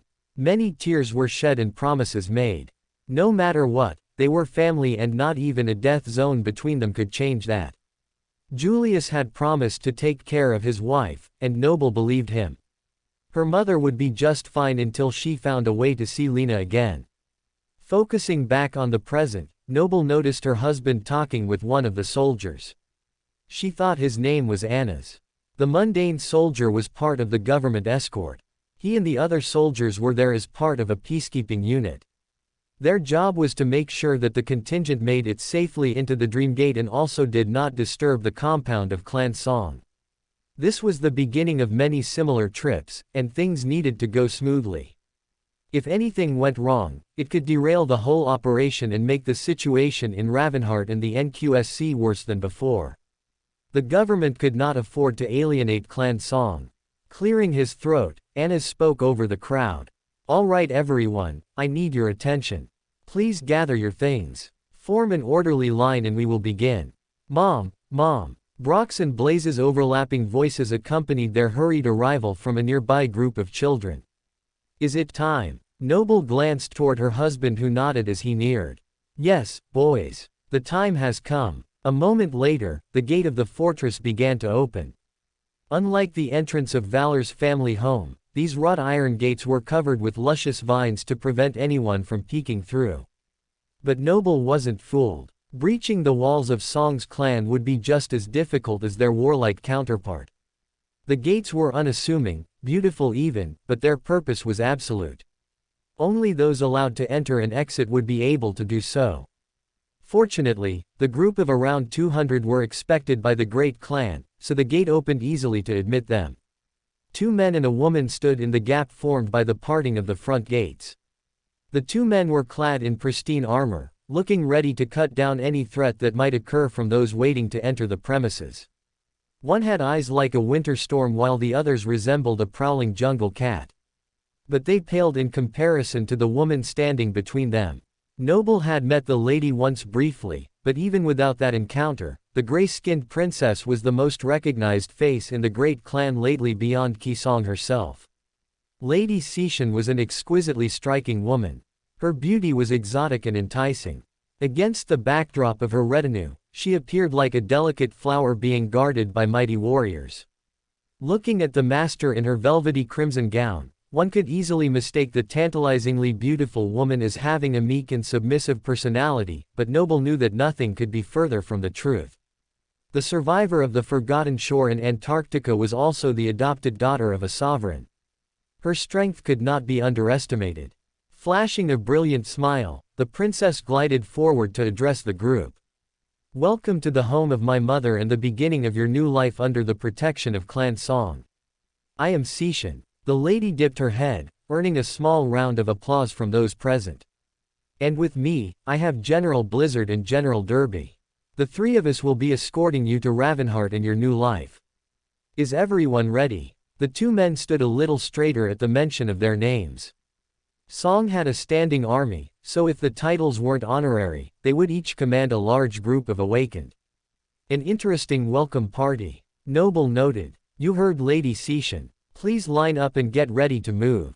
Annas yelled. The group obliged, packing up all their worldly possessions that they could carry and forming a human column. Some people had large sacks and handcarts to hold the things they couldn't live without, but Fort had opted for a full wagon. For now, Noble could lighten the load enough for them to pull it through the compound, and in the future the cart could be hauled through Ravenheart with Kosi. It wasn't exactly a PTV, but it was as stylish as one could get in the dream realm without drawing too much attention. Only their most valuable and necessary things had been packed on the wagon for their first trip. Sarai would bring the rest later, so there was no need to make things more complicated by overloading their ride. "Up you go, boys, Rain." Fort pointed to the seat at the front of the cart. But none of the three obliged. "I'd like to walk if it is all the same to you." The teenage girl tucked her hair behind her ear as she stifled a yawn. "I want to be able to take it all in." "Us too," the boys chirped. "We want to see everything." "Oh no you don't." Noble could feel the mischief brewing in the boys' chests. "This is too serious for you to suddenly disappear as a prank." "We weren't going to disappear exactly," Brock protested. "We just wanted to be the first ones through." "We have to stay together," Fort warned. "If they think you are going to be troublemakers, they might not let you through at all." "I told you it was a bad idea," Blaze nudged his brother's arm. "You say that about everything," Brock countered. "How am I supposed to know when you mean it? If you don't want to ride then you each need to pull the cart," Noble decided. "I don't want to be worried about either of you in this crowd." The edge in Noble's voice and the seriousness of their father's scowl brought the boys into submission. They each took up one bar at the front of the wooden cart and prepared to pull. Noble's eyes swirled as she lightened the load enough for them to move the cargo. That should be enough for them to handle. Noble could have floated the wagon and had thought about doing so before, but this was a better solution. It made them look more normal. Well, as normal as any family about to enter an alien world could look. "I'll help them out." Fort got in front of both boys and placed a hand on each side of the harness. They were ready. Noble looked back to see Sarai behind them in line. All of her things were stored using her ability, so she only carried a simple messenger bag at her side. "Go on. Don't worry. I'm right behind you," she assured Noble with an encouraging smile. After another moment of pause, the group began a slow march forward. Noble and Rain walked slightly in front of the wagon and the men. As they passed the ivy covering the gate, Noble could hear it rustle softly. Was that the wind, or was the ivy not what it appeared to be? After rubbing her eyes, Rain took Noble's hand. The mother squeezed it. Neither of them let go. Despite the warming spring air, Noble shivered. Even though they were still in the NQSC, it already felt like they were on foreign soil. The farther they moved from the gate, the more pronounced the feeling became. All around them, grand, picturesque buildings continued the garden theme from the wrought iron gates. The structures looked palatial and luxurious, giving a similar feel to Crestfall's castle grounds. It was a place fit for royalty. But just like the compound held by Clan Valor, Noble knew that this place was more than what it seemed. It was not just a palace, it was a fortress. Who knew what went on here behind closed doors? Make sure to stay on the path, please. We want everyone to make it to their new home safely. Cixin said pleasantly over her shoulder. The path forward was clearly marked with gray stone, lined on either side by verdant grass. On the lawn, creatures stood still as statues and stared silently at the passing caravan. They were unlike anything Noble had ever seen and were not like anything normally found in the waking world. Echoes. What would happen if the travelers stepped off into the foliage toward these massive beasts? Noble imagined that it wouldn't end well. She double-checked to make sure her boys were behaving, and thankfully they were dutifully attending the cart. Though Blaze seemed agitated for some reason. What in the spell? Teddy's cry sent a shockwave through the rest of the caravan. The young woman's mouth hung open, her body seemingly frozen in place as she reached the curve in the path. As Noble turned the corner, she found out why. Hidden in the center of the clan Song's palatial manor, away from prying eyes, was the Dream Gate. Teddy was not the only one stunned by its astonishing appearance. The few videos that had surfaced of the Dream Gates did not do them justice. Even Noble, who had seen the King of Swords portal up close and personal on a projection, was taken aback at the scene. The edges of the Dream Gate were tinged with black, pulsing slightly like the embers of a dark flame. They were what separated the domed sky of the NQSC from the alien world of the Dream Realm. It was a flimsy barrier, and yet Noble was confident it would hold its shape as long as Queen Qi Song willed it to be so. Inside the black picture frame, the picturesque garden was missing from the courtyard. Instead, it was replaced by a sweeping scene of ice and snow. A magnificent palace stood on the slope of a pristine mountain. The Jade Palace. Though the same stone as Crestfall was likely used to build the impressive structure, the walls of it were no longer white, but looked like obsidian glass. The reason why was easy to guess. The palace was situated at the very edge of a bottomless chasm. That chasm and the others nearby had housed volcanic activity for thousands of years. The ash would have turned anything as black as tar with enough time, and the palace had long passed the season where its color was forever altered. Contrasted against a pure white background, the Jade Palace's unrelenting beauty had only become more remarkable. In front of the Black Fortress, a massive stone bridge spanned the vast chasm between the mountain and the one standing opposite it, connecting the two peaks of the chain with a colossal road.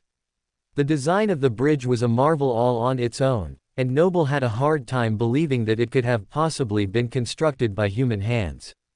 It probably wasn't, she reminded herself as she remembered who had first owned the beautiful citadel. Whoever had built it had made it stand the test of time. Now the mysterious Qi Song was the mistress of the keep. Noble wondered if she found the view as impressive after so many years. "That's so cool," Brock yelled when he looked up from his labor. He let go of the wagon for a moment to shield his eyes from the sun of the NQSC. "Brock." Blaze tried to shush his brother.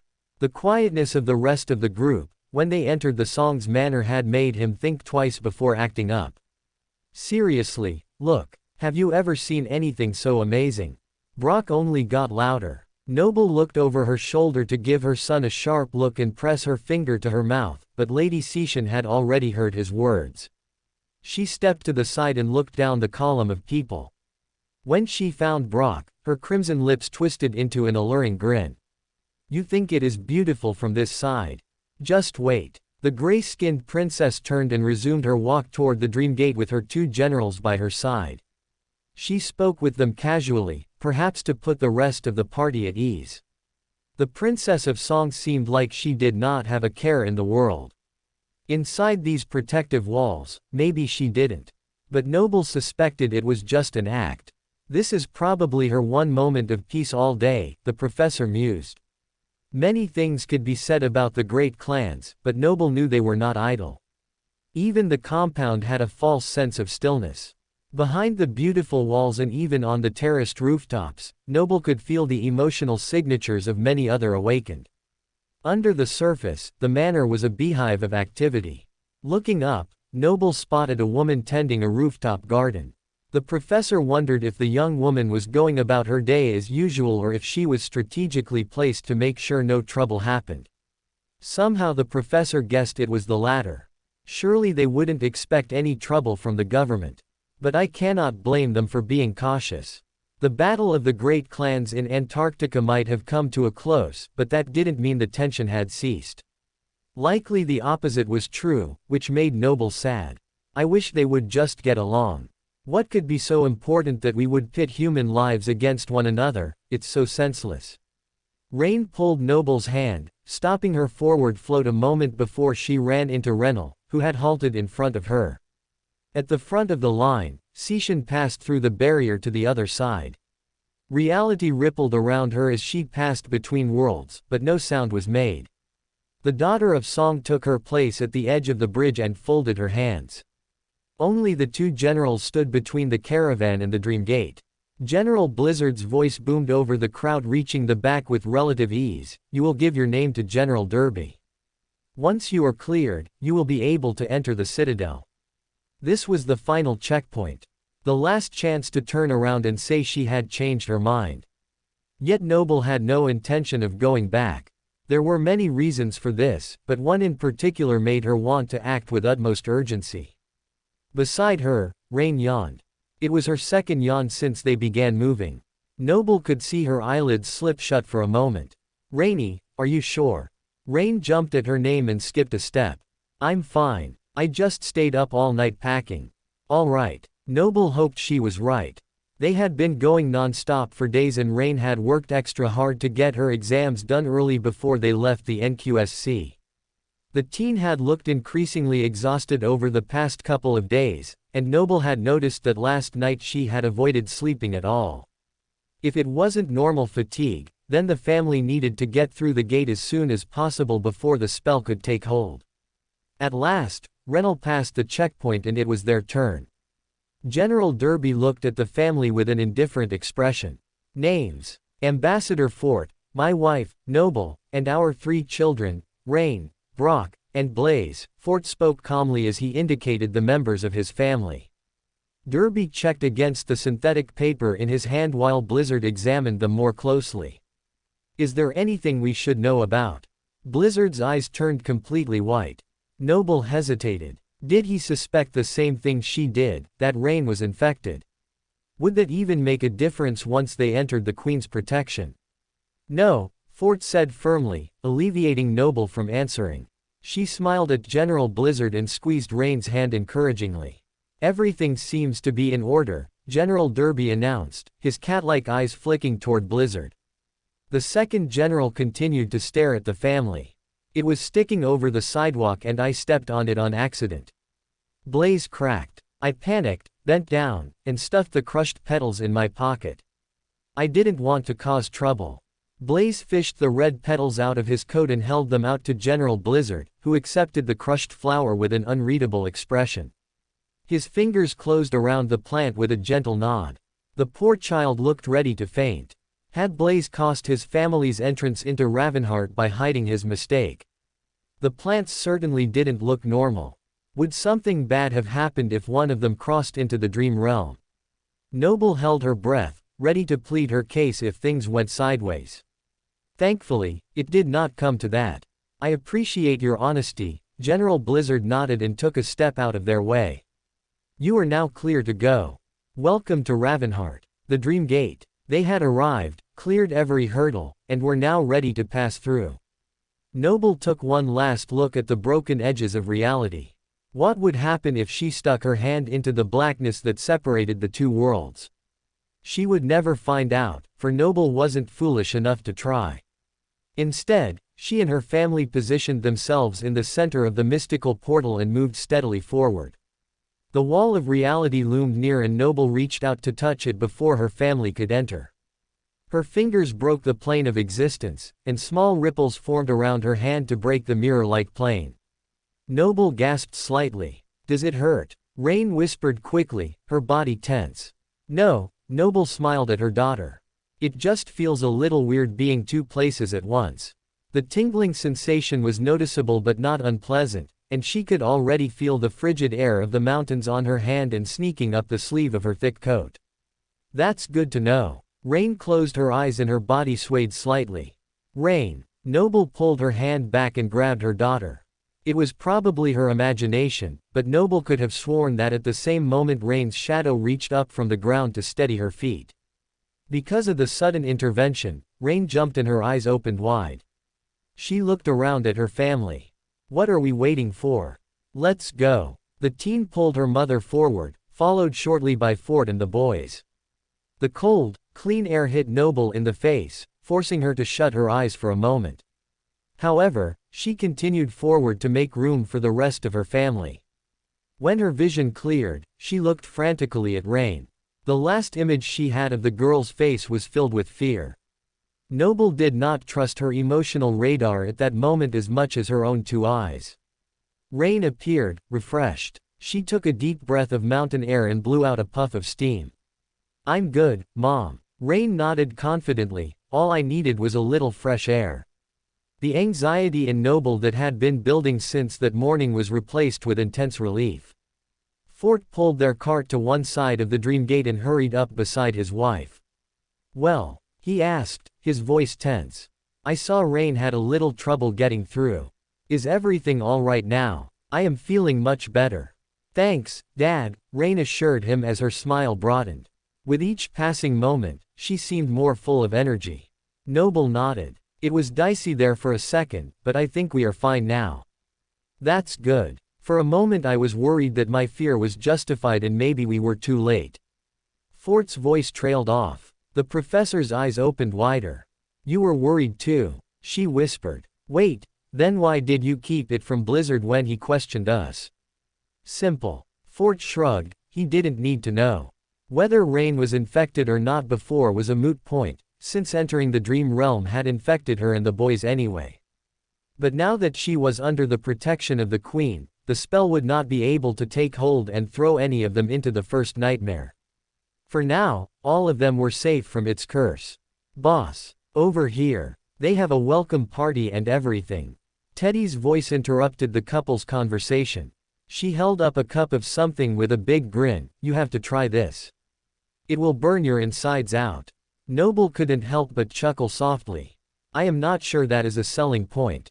The boys, on the other hand, were taking in the sight with unrestrained glee.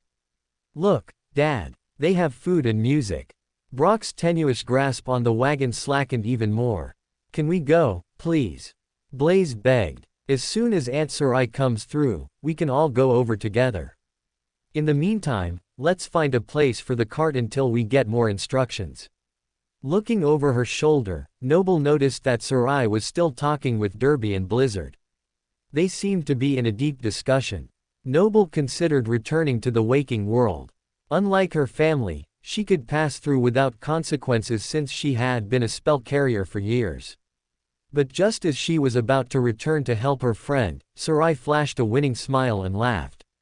The men waved her forward and she passed through with her bag, unimpeded. What was that about? Noble asked, motioning to the generals behind them. What was what? Oh. Sarai nodded. They had heard I was wanting to open a business and wanted more information. They would like to be two of my first customers when we open up next week. You have barely entered Ravenheart and already your store has a following. Noble shook her head. Did the redhead have an attribute that made people naturally like her? If so, Ender was immune. Everyone else, though, seemed genuinely captivated by the beautiful baker. Noble was happy for her friend. Auntie Sarai is here now, can we go? Brock tugged on his mother's coat. There's a welcome party, Noble explained quickly to Sarai.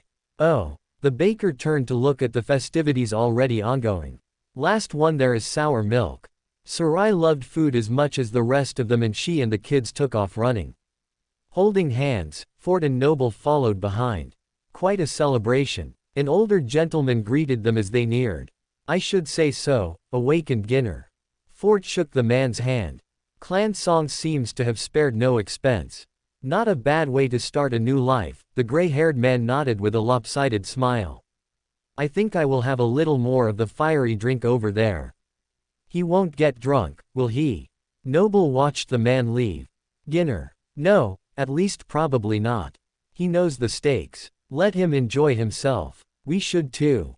Fort tucked his wife's hand in the crook of his elbow as they joined the festivities. The open-air party was full of delicacies of the dream realm. To set the mood, music by one of Ravenheart's foremost musicians, Akuma, wafted through the air. The man played an instrument that looked similar to a zither while he sang folktales of history both from the waking world and the dream realm. There were even a few included about Ki-song herself. The performance was enchanting, and even more so when Noble realized the instrument itself was a memory. Does it have an enchantment that makes people feel good?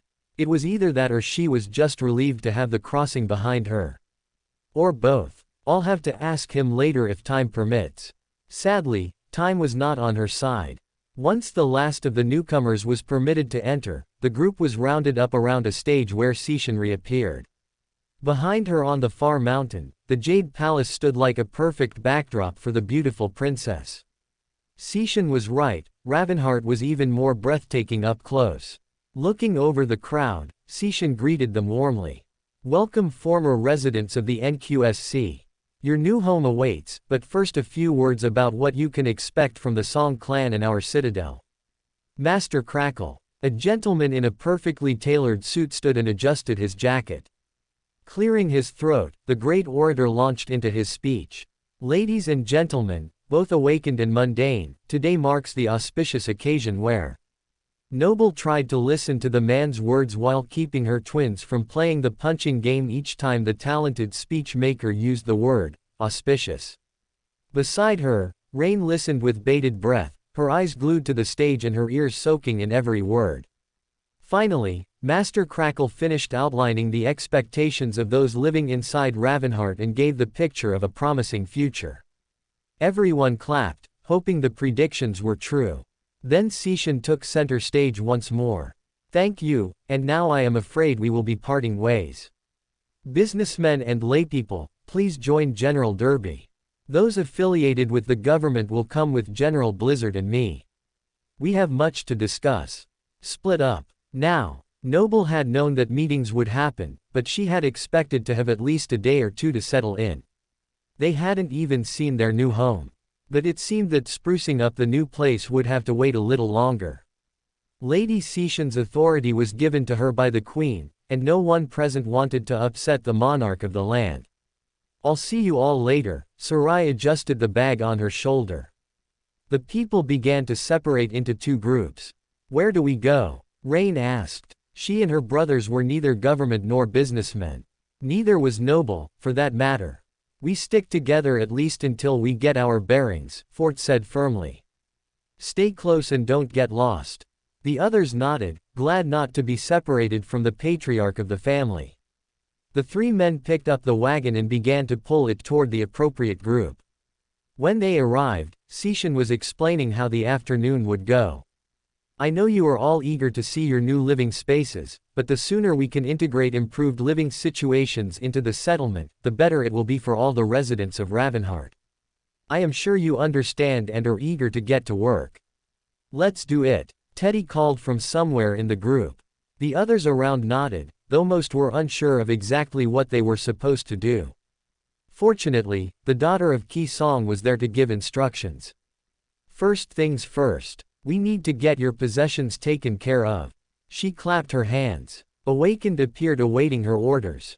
Our government allies need help transporting their items to their new homes. The servants moved in unison, almost as one unit. Without a word, two relieved Fort and the boys of the cart and began moving it toward the settlement. Noble hoped they knew where they were going. They hadn't even asked Fort's name. But things were replaceable, people were not. As long as Noble knew her children and husband were safe, she could continue on with the plans for the day. Instead of taking the group across the bridge toward the palace and the buildings there, Lady Sishin and General Blizzard led them in the opposite direction toward the mundane encampment. The welcome party had obscured her view before, but now, looking down the hillside, Noble realized exactly what she was looking at. It was the volcano. To combat the bitter cold, the mundane humans had been placed around the large rim of the smoking mountain. That was why it had felt only a little chilly even in the snow. Very interesting. There were many houses closer to them by the cliffside, almost resembling the beginning of a town, but most of the structures farther from the bridge were temporary. Some were even glorified tents, covered only in canvas. It was a disconcerting sight. Surely people don't live with so little protection. Even the outskirts have better apartments. Our population influx has been extreme. Since mundane humans cannot live close to the Jade Palace due to the severe climate conditions, we have extended Ravenheart to include this site as well. It is a work in progress. Noble had read the reports from the Song clan as well as those by government agents already stationed here. None of them had told of the utter chaos that Noble was witnessing. As they moved away from the fully constructed homes, the sights only became more concerning. In the makeshift streets, children were huddled together in groups. Some of their coats were in tatters, probably left from when they fled Antarctica. Soon the garments would provide them no protection at all. Around them, men and women were busy cooking or doing other menial tasks. There was no smelling the food though. It was overpowered by the stench of poorly managed sewage. Rennell looked at the dirty streets with muted excitement. Plumbing, he mumbled, slicking back his single strand of hair. It's my time to shine. Holding her nose, Noble could not share his enthusiasm. At least they aren't starving, she tried to find a positive. And they seem safe from attack. Unlike in Antarctica, these people were protected from the spell and its machinations. They might be fighting the elements and the occasional nightmare creature, but it was nothing like the onslaught they had endured before. Despite the less than desirable living situation, the people didn't seem hopeless.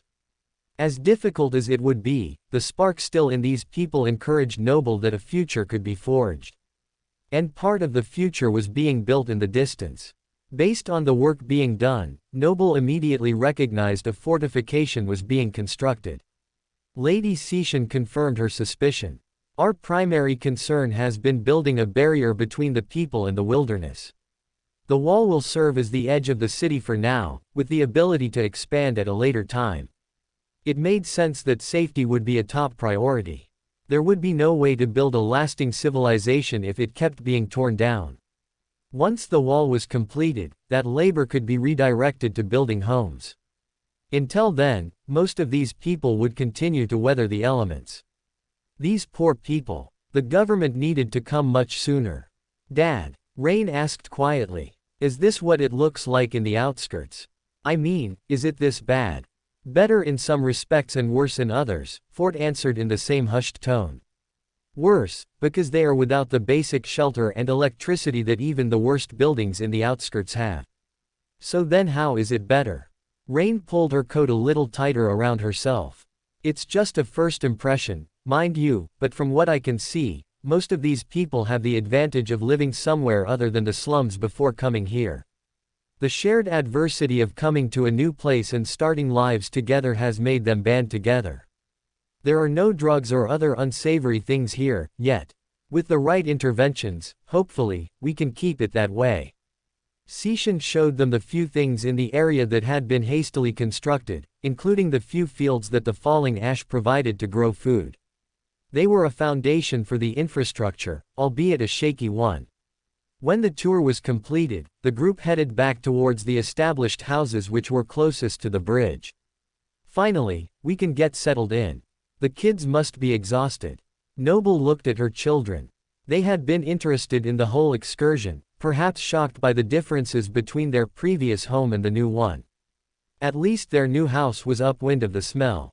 That was a blessing. As a government ambassador, Fort had been offered one of the best homes available on this side of the bridge. The location was prime for future development and would be one of the first to receive things like running water and electricity as soon as they became available. Hopefully, water would happen sooner rather than later. Until then, Noble or some member of her family would have to fill the cistern daily with water from a well. Great, now I'm thirsty. As soon as they found their home, Noble would have to locate the closest water source. Even with all of her research, nothing would be as good as feeling out everything for herself. Reaching the top of the city, Seishan slowed their pace to a stop. She fell into a hushed conversation with General Blizzard, allowing the government party to catch their breath. Mom, I'm tired of walking. Blaze leaned on his mother's arm. I understand. Noble pulled him close and floated him beside her. Just a little bit longer and Blizzard's loud voice carried over the group. All right, our tour has come to an end for now. I will be answering any questions. Ambassador Fort, you and your team will come with me to plan our course of action in the coming weeks. And I will be taking the Awakened with me, Lady Seishan added. The rest of you are free to find your homes. The Queen sends her regards and welcomes you to Ravenheart. Noble smiled at her husband. Good luck with the general. I'll see you at home in a bit. Taking Brock's and Blaze's hands, Noble took a deep breath. Okay, kids. Let's go. She turned to leave, only to hear a beautiful voice beckon her. Master Noble, you are with me, Seishan informed her in a way that did not welcome discussion. The professor hid her confusion. She bowed her head respectfully. I am not part of the government, Lady Seishan. I did not think my presence was necessary. Seishan waved toward Fort. Since Ambassador Fort is mundane, you will go in his place. Now hurry up, the Jade Palace awaits. I'm sorry, what? Noble thought back to what one of her tutors had said. Adam had told her that Clan Song was matriarchal and that she might need to attend things with Fort, not that she would go instead of him. Was this some sort of test? She turned to her husband, wishing she had given him the other's voice when they began their tour. It would be obvious if she brought it out now. Fort reached for Blaze's hand and tilted his head at Brock. Let's go with General Blizzard and then we will see what we can get set up before your mom gets home. Maybe we can even try our hand using our fire-making skills. The tired twins perked up at the thought. I get to go first. Brock adjusted his backpack and looked ready to run in any direction that his father indicated. Go wait with your sister, Fort instructed, and the boys quickly complied. I'll see you soon, my love. Hugging his wife, Fort whispered into his wife's hair. Watch as much as you can, and don't let them press you into making any commitments. Let the others take the lead. I know you'll make a good impression. Fort released his wife. Of course, Noble knew all of this, but hearing it just then put her in the right mindset. She was to be an observer and a diplomat. Her job was to maintain a good relationship with Clan Song. How hard can that be? They need us right now, or else why would they accept the government's help? There was always the chance this was some elaborate trap, but what would have been the point of that? Noble felt no ill will from Seishan, except the small bit of annoyance of the delay from her goodbye. I will make you proud, Noble assured him. You always do, Fort smiled warmly. The other families parted with their awakened members and even Teddy wished Noble well. Knock 'em dead, she cheered and then pursed her lips. Wait, can I say that here? Probably not the best idea, Noble answered. But I appreciate the sentiment nonetheless. Waving to Rain and the boys, Noble joined the back of the group behind Renal and Ginner. She would try to keep a low profile and not be too memorable on the first meeting. Just as they were about to head out, a young awakened woman came up beside her with a pleasant smile. Aren't you excited to see the palace? I can hardly wait. Noble felt a flood of rage press against her consciousness. Yosh, she nearly yelped. But it wasn't Yosh, unless Yosh had suddenly turned into a beautiful young awakened with golden eyes. So how did she have the same emotional signature that Noble had encountered twice before? Swallowing, Noble tried to hide her discomfort. I am sorry, but have we met? How rude of me. The perky young lady tapped her forehead. I'm Lindy. I don't suppose you have reason to know who I am. I was just added to the group at the last moment. And you're the famous Master Noble. Everyone knows you. It's such an honor to make your acquaintance. It had been an entire morning and part of an afternoon where Noble had not encountered this woman. Either she had been neglectful of people in her group or something along the way had changed. Noble grew suspicious. Beyond the intense feeling of hatred coming from Lindy, Noble didn't like the way that the woman had tried to attach herself to the professor's side so quickly. Lindy was now walking so close to Noble that their shoulders were almost touching. What has been the most interesting moment for you today? Lindy batted her eyes innocently. Noble looked away, trying to give as little information as possible. I don't know. I suppose seeing the wall. Lindy continued to chat with her, making it so Noble's non-answers were barely noticeable to those around them. Anyone listening would think they were old friends. And Noble, trying to move away from Lindy, only led the energetic young woman to follow her and mirror the professor's movements. It was intensely uncomfortable. About the time Noble was going to come out and excuse herself from their interactions, the group parted as Seishan moved through it.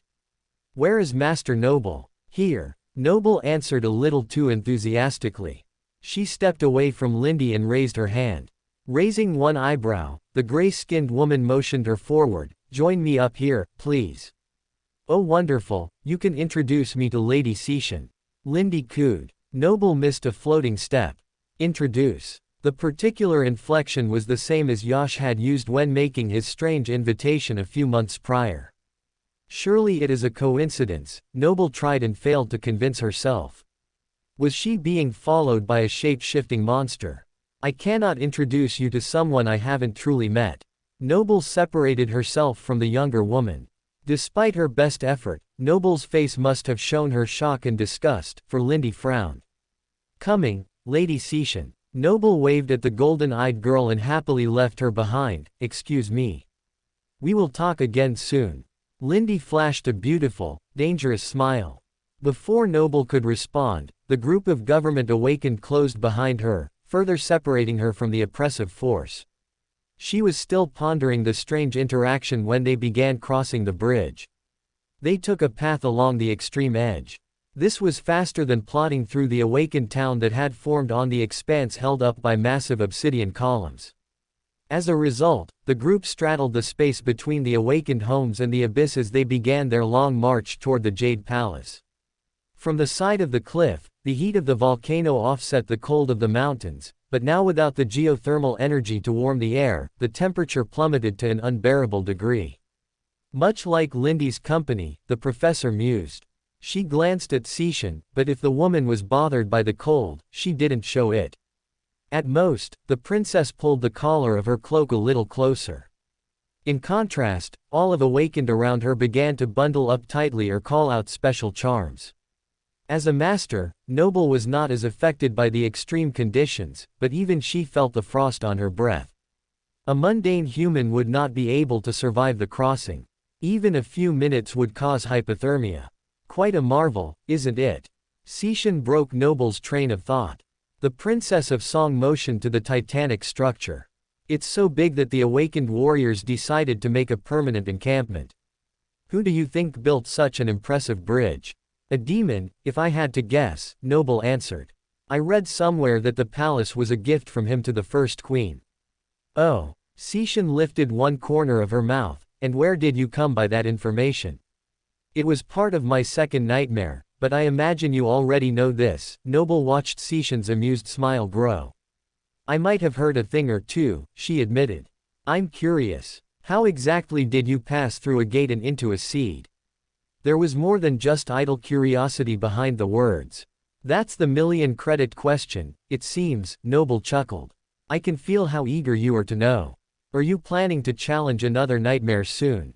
Seishan shrugged. "Let's just say I got in a situation recently where being a saint would have been useful." "I can relate." Noble's smile faded. Wanting the protection of saints and a sovereign for her family was the driving force behind her being in Ravenheart. How much different would things be if she had been a saint when Crestfall was mercilessly attacked? It was better not to think about it. "So, if I wanted to avoid seeking out a seed and go directly through a gate, would you be able to show me?" The gray-skinned master stared forward like she did not care about the answer. "I cannot help you there," the professor sighed. "A memory caused that accident, and it has since been destroyed." "Such a shame." Seishan shook her head. "It would have been a convenient shortcut." Noble pressed her lips together. She hadn't ever considered the portcullis key as a shortcut. It had been the start of an impossibly long journey back home. But that was probably why the spell had given her the key and not the Princess of Song. Feeling Seishan's reaction to it being destroyed, Noble was very glad not to have it in her possession anymore. "And I thought Lindy was scary." Noble's mind drifted to the woman at the back of the group. She instinctively felt for the lady, whose identical emotional signature was still skimming along the back edge of the crowd. Closing her eyes, Noble used her second sight to view the scene behind her. Lindy was standing between Rennell and another man, who Fort had earlier called Ginner. Lindy was leaning lightly against the older gentleman, a fact that made Noble uneasy for a reason she couldn't describe. The body language of Lindy was too intimate, predatory even. It looked like she was helping him to walk, but surely Ginner was able to move on his own without her assistance. The way she was going, Lindy was liable to make him trip. Should she help him escape the young woman's clutches like Sishan had unintentionally helped her? Walking with your eyes closed. Sishan noted with curiosity. Are you telling me that you are afraid of heights? Noble winced and opened her eyes. She glanced down into the abyss. The icy chasm below held nothing but darkness. Any normal person would have at least a healthy respect for the height, but Noble was not normal. Falling isn't a huge concern for me since I can float. Noble rubbed the back of her head. Actually, Lindy. A masculine scream startled the group. Noble and Sishan turned just in time to see the woman in question plummet from the bridge and into the empty space below. She didn't cry out or flail. It was like she welcomed the cold. She continued to fall until her body could stand the cold no more. It became covered in ice before crashing against some unseen object and shattering into 1,000 pieces. Lindy was gone. Above her on the bridge, Rennell held back the inconsolable Ginner. He had been the one to scream and seemed ready to jump over the side after her if Rennell would let her. Come back, he wailed. Lindy, what happened? Sishan demanded, pushing her way through the crowd. Was she attacked? The awakened around her flinched, ready to call forth weapons if the need arose. Rennell shook his head. It was all so fast. His wide-eyed expression said it all. One moment she was chatting up Ginner, and then she just turned toward the edge and jumped. I've never seen anything like it. Ginner's face contorted in pain.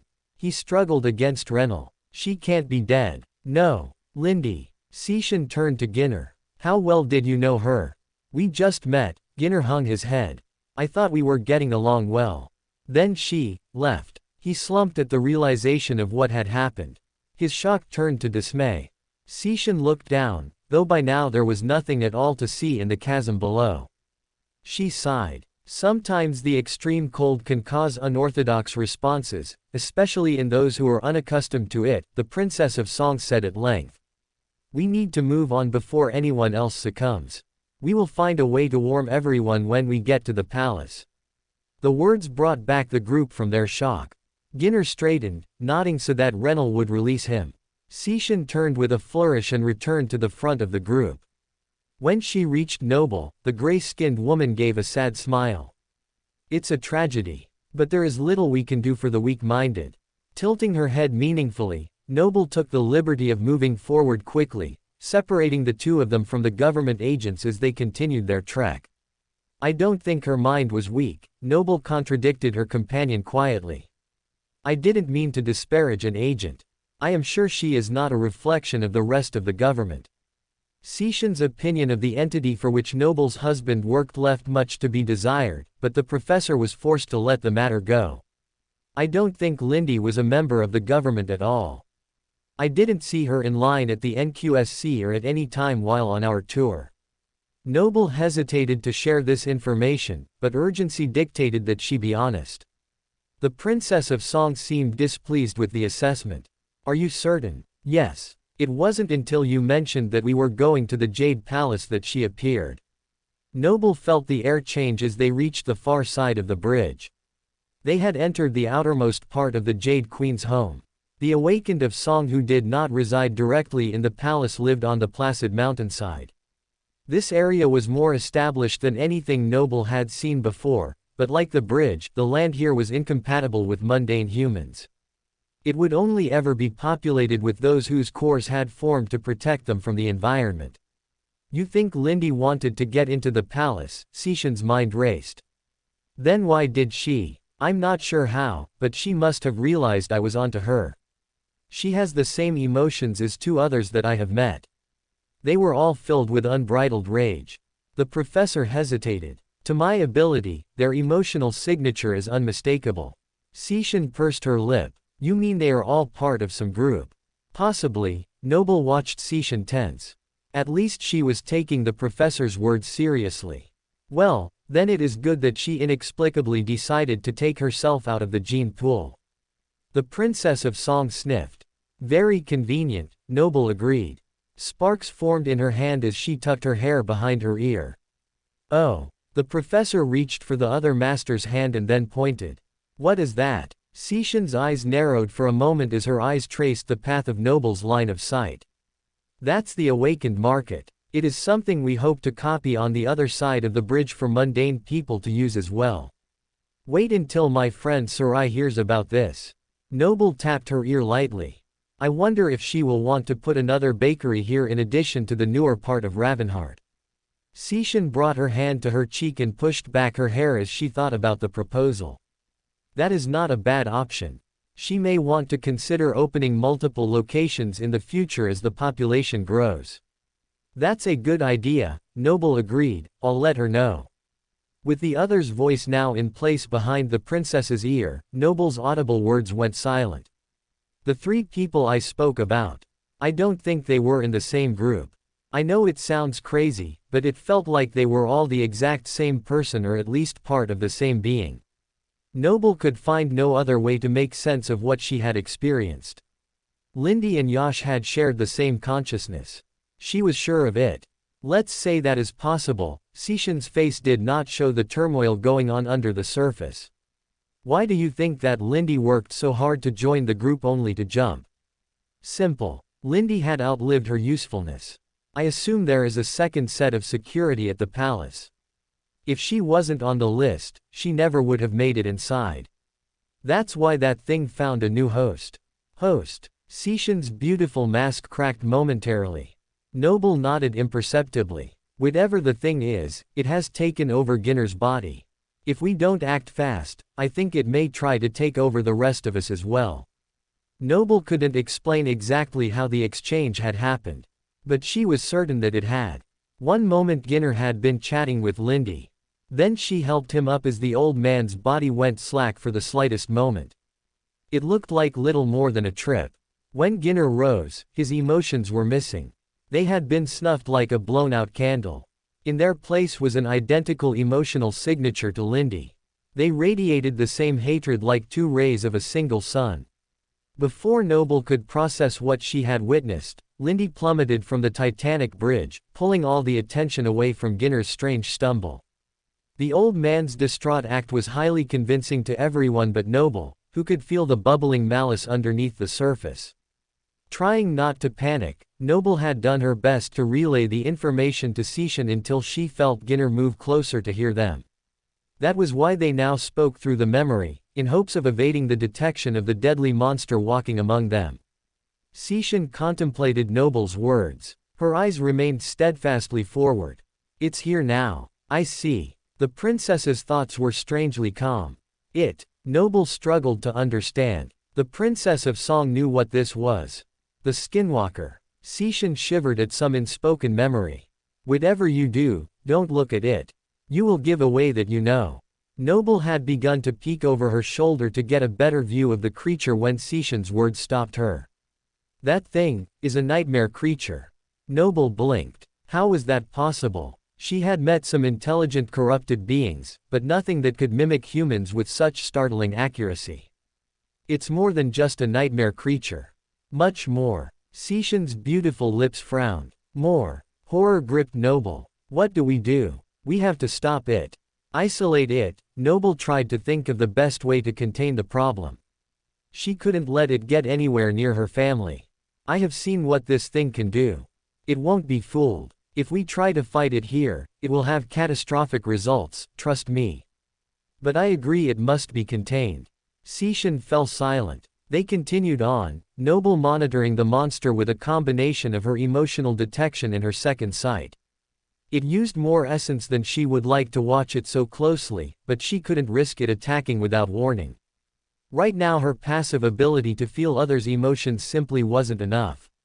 Skinwalker, even the name made Noble's skin crawl.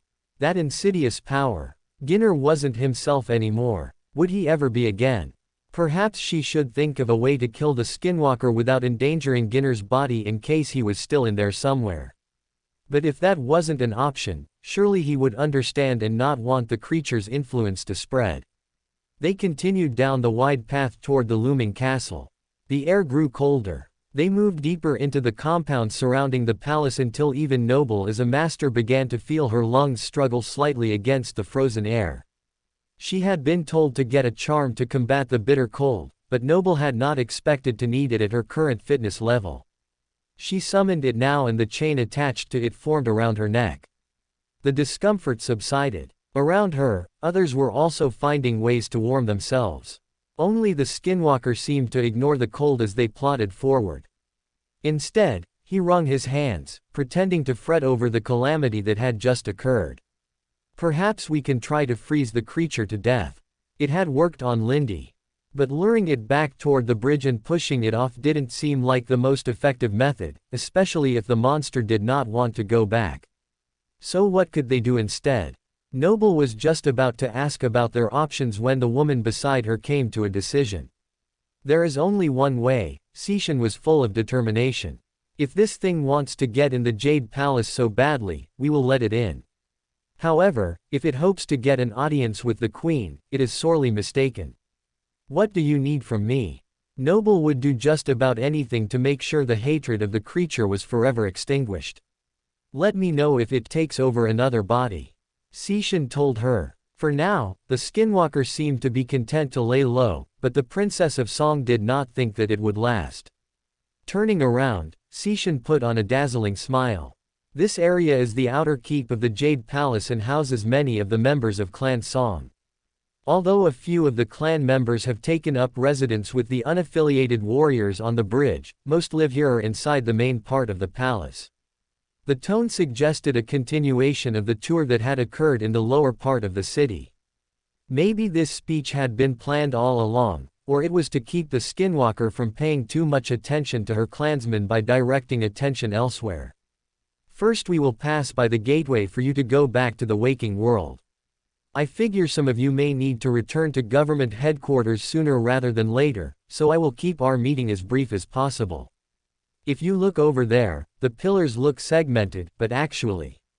Sishan continued to rattle off facts about the architecture and history that she knew, pausing only briefly to send a message for her sisters to join her in the main hall.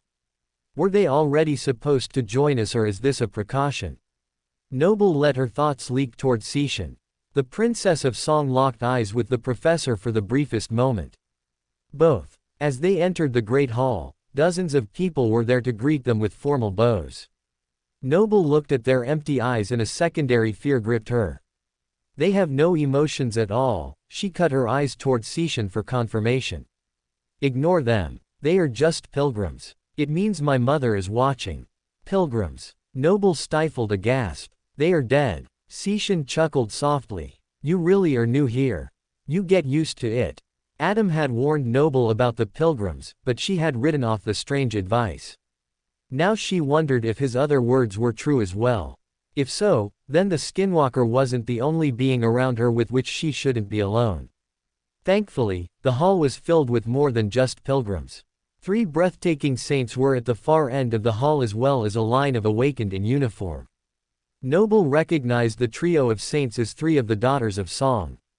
She had seen only pictures of them up until this moment, but the photographs did not do them justice.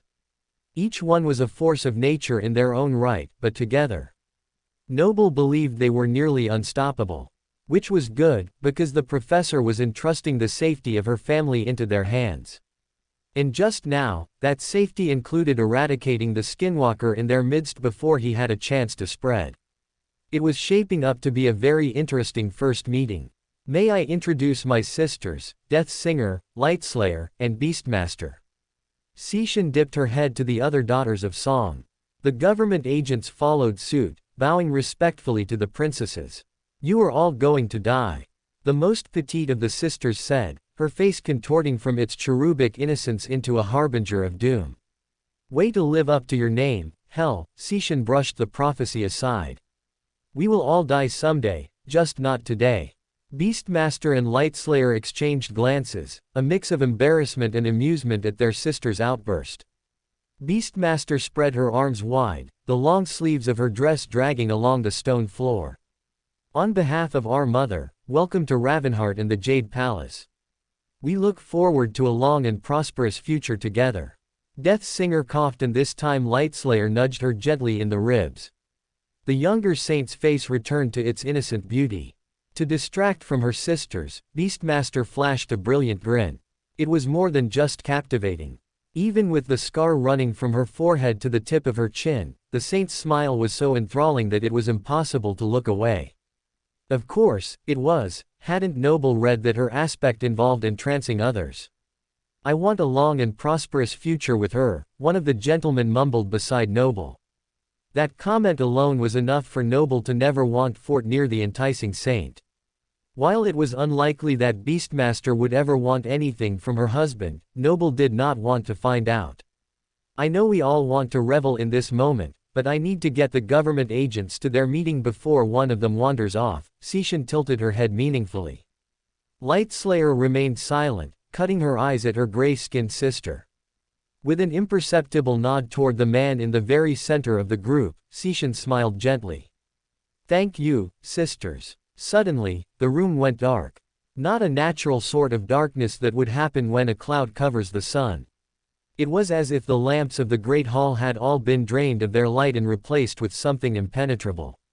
The brightness returned a moment later, but Lightslayer was no longer there. Rev likes to make a dramatic exit, Seishan explained. But she wasn't the only one missing. Where's Ginner? Renal furrowed his brow. He was here a moment ago. I'm not sure, Noble answered honestly. Either the skinwalker had used the moment of darkness to make a move, or Revel's dramatic exit had actually been an extraction. Based on Seishan's composure, it was the latter. She swept her arm to her left. Please head this way to the meeting room. I will be with you shortly. Noble noticed the gray-skinned princess whisper quickly to Beastmaster. She could only catch a snippet of what was said. Skinwalker, Prince, nothing. Beastmaster and Death Singer nodded, moving with muted urgency in the opposite direction from the group. Rejoining Noble at the back of the group, Seishan nodded confidently. Everything is under control. What did that mean? Noble felt for the emotional signature filled with hate. It was missing. Was the Skinwalker already dead, or was there something about the palace muting her powers? Was anyone else infected? Seishan scanned the group of government awakened. Noble checked and double-checked. Everyone else is normal. The Princess of Song allowed her shoulders to relax. Then we will carry on this meeting as planned. Dismissing the other's voice, Noble nodded. As rattled as she was, the others had no clue what happened. The group was here to discuss how to make the lives of the citizens of Ravenheart better, and derailing that conversation when things were under control seemed unwise. Noble would tell Fort later, and they would decide what to do. For now, she needed to do her best to take good notes of what was happening so she could relay an accurate account. Though she doubted this would be as interesting as what had just occurred. The meeting room was tucked into a corner of the palace away from where the people of Clan Song seemed to reside. A roaring fire had been started by one of the pilgrims, but even with it, the room seemed unnaturally cold. Noble found a seat toward the end where she could see everyone clearly. Renal sat beside her and cleared his throat. He told her in a hushed tone. It seems that Ginner was too distraught to continue with the meeting and was escorted away. Forcing a smile, Noble took a deep breath. Thank you for the explanation. I appreciate it. Had someone told him this, or had he made up the rumor himself? Either way, it was the understood consensus, and Noble did not correct him, at least not for now. To begin the meeting, the awakened from Clan Song took turns presenting what they had done. Song had been very tight-lipped on exactly what was needed, but now that the government was here with boots on the ground, the clan was more forthcoming with information. Noble listened as a man named Halo talked about long-term goals. Once we get the wall and its fortifications completed, we plan to begin road building between citadels so that Ravenheart will not contain the entire mundane population of the Song domain. With traversable roads, people will be able to spread out and trade can flourish. Halo's short black hair and casual outfit were at odds with the austere palace, yet the man exuded quiet confidence. He believed that the kingdom of song could be an interconnected web of cities. The way he spoke made it sound like the dream realm could be tamed, or at least their little part of it could be. If what he said was true, then trade lines would be safer here than they were in the waking world. With time, the supply lines of waking world might become completely intertwined in an otherworldly network. That was if humans didn't have to abandon their first home completely before that could occur. Noble shook away the unhappy thoughts just as Halo was finishing his report. I will be leading expeditions over the next couple of months to examine the topography and plan the preliminary routes for our first paved roads. I believe in the next few years we can have a functional highway system which will revolutionize our way of life in the dream realm. Noble silently wished Halo well. Exploratory expeditions like he had proposed would be fraught with perils, especially considering the rugged terrain. If anyone can do it, I think he can, she decided. The meeting continued with each presentation making Noble less and less interested. Her enthusiasm waned and she hoped that Fort would not ask her about the exact configuration of the existing streets closest to the bridge or how the water purification worked. If he did, Noble would not have an answer. Fortunately, Rennell was next to her taking copious notes on some synthetic paper that he brought with him. Minor details could be directed toward him. It was that safety net that had allowed Noble to stop listening to the most recent report on geothermal something or other. The elder clanswoman's monotonous tone had nearly put her to sleep. A nap doesn't sound so terrible right now. Something tickled her cheek, causing her to stir. It was the single long hair on Renly's otherwise bald head. Sorry, he whispered, brushing it to the other side and bothering the person to his right.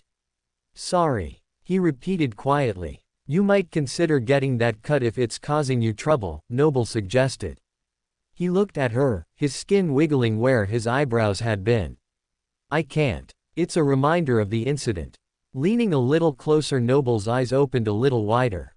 Incident. The nightmare creature containment failure. Plumbing is a dangerous business, Rennell shrugged. Noble scratched her head. What did those two sentences have to do with one another? She was just about to ask more when Seishan's voice broke through her thoughts. I believe Master Noble would be the expert on that. What do you think, Professor? All eyes in the room fell on the floating master. Only she had no idea what was going on. Well, every head turned her direction expectantly. Noble felt sudden compassion for every student who had ever stopped paying attention in class. She hadn't noticed when the monotonous woman finished or when the older awakened took his place. The new speaker must have said something pertaining to her, or else why would Seishan have called on her? Resisting the urge to squirm, Noble folded her hands and set them lightly on the table. Think. The Princess of Song had called her both an expert and used the title of professor. That meant it had to be related to the academy, didn't it? She looked between Seishan and the presenter. I need more information, Noble stated more confidently than she felt. How can you be so calm in the midst of this educational crisis? The wizened old man with silvery gray hair pleaded. Don't you have children? I do. Noble was relieved to receive a question she could easily answer. I have grandchildren among the refugees. If we do not teach our young, then years of progress will be lost. Each day they lose a little more of what they have already learned. We cannot let that continue. The gentleman banged his fist on the table with fervor. Seishan smiled tolerantly. While I appreciate your enthusiasm, Elder Azuma, perhaps we can do it at a lower register. Azuma nodded slowly and sat down. All I am saying is that not making education a priority is a mistake. It may not be noticeable in the short term, but in the long term we will fall behind both the waking world and the other clans. Shouldn't we focus education on martial training? Now that people can choose to enter the nightmare at any point, having a training center makes more sense than a traditional school. One of Azuma's peers challenged. Your arguing is what got us mired in this discussion. Let Noble speak. Seishan cut off the two gentlemen. You want to open a school. Noble felt the man's frustration before she had finished her question. That is the crux of the matter, Azuma responded politely. Noble quickly continued her line of thought. And you would rather open training facilities for people who want to challenge the first nightmare. The second gentleman nodded his agreement.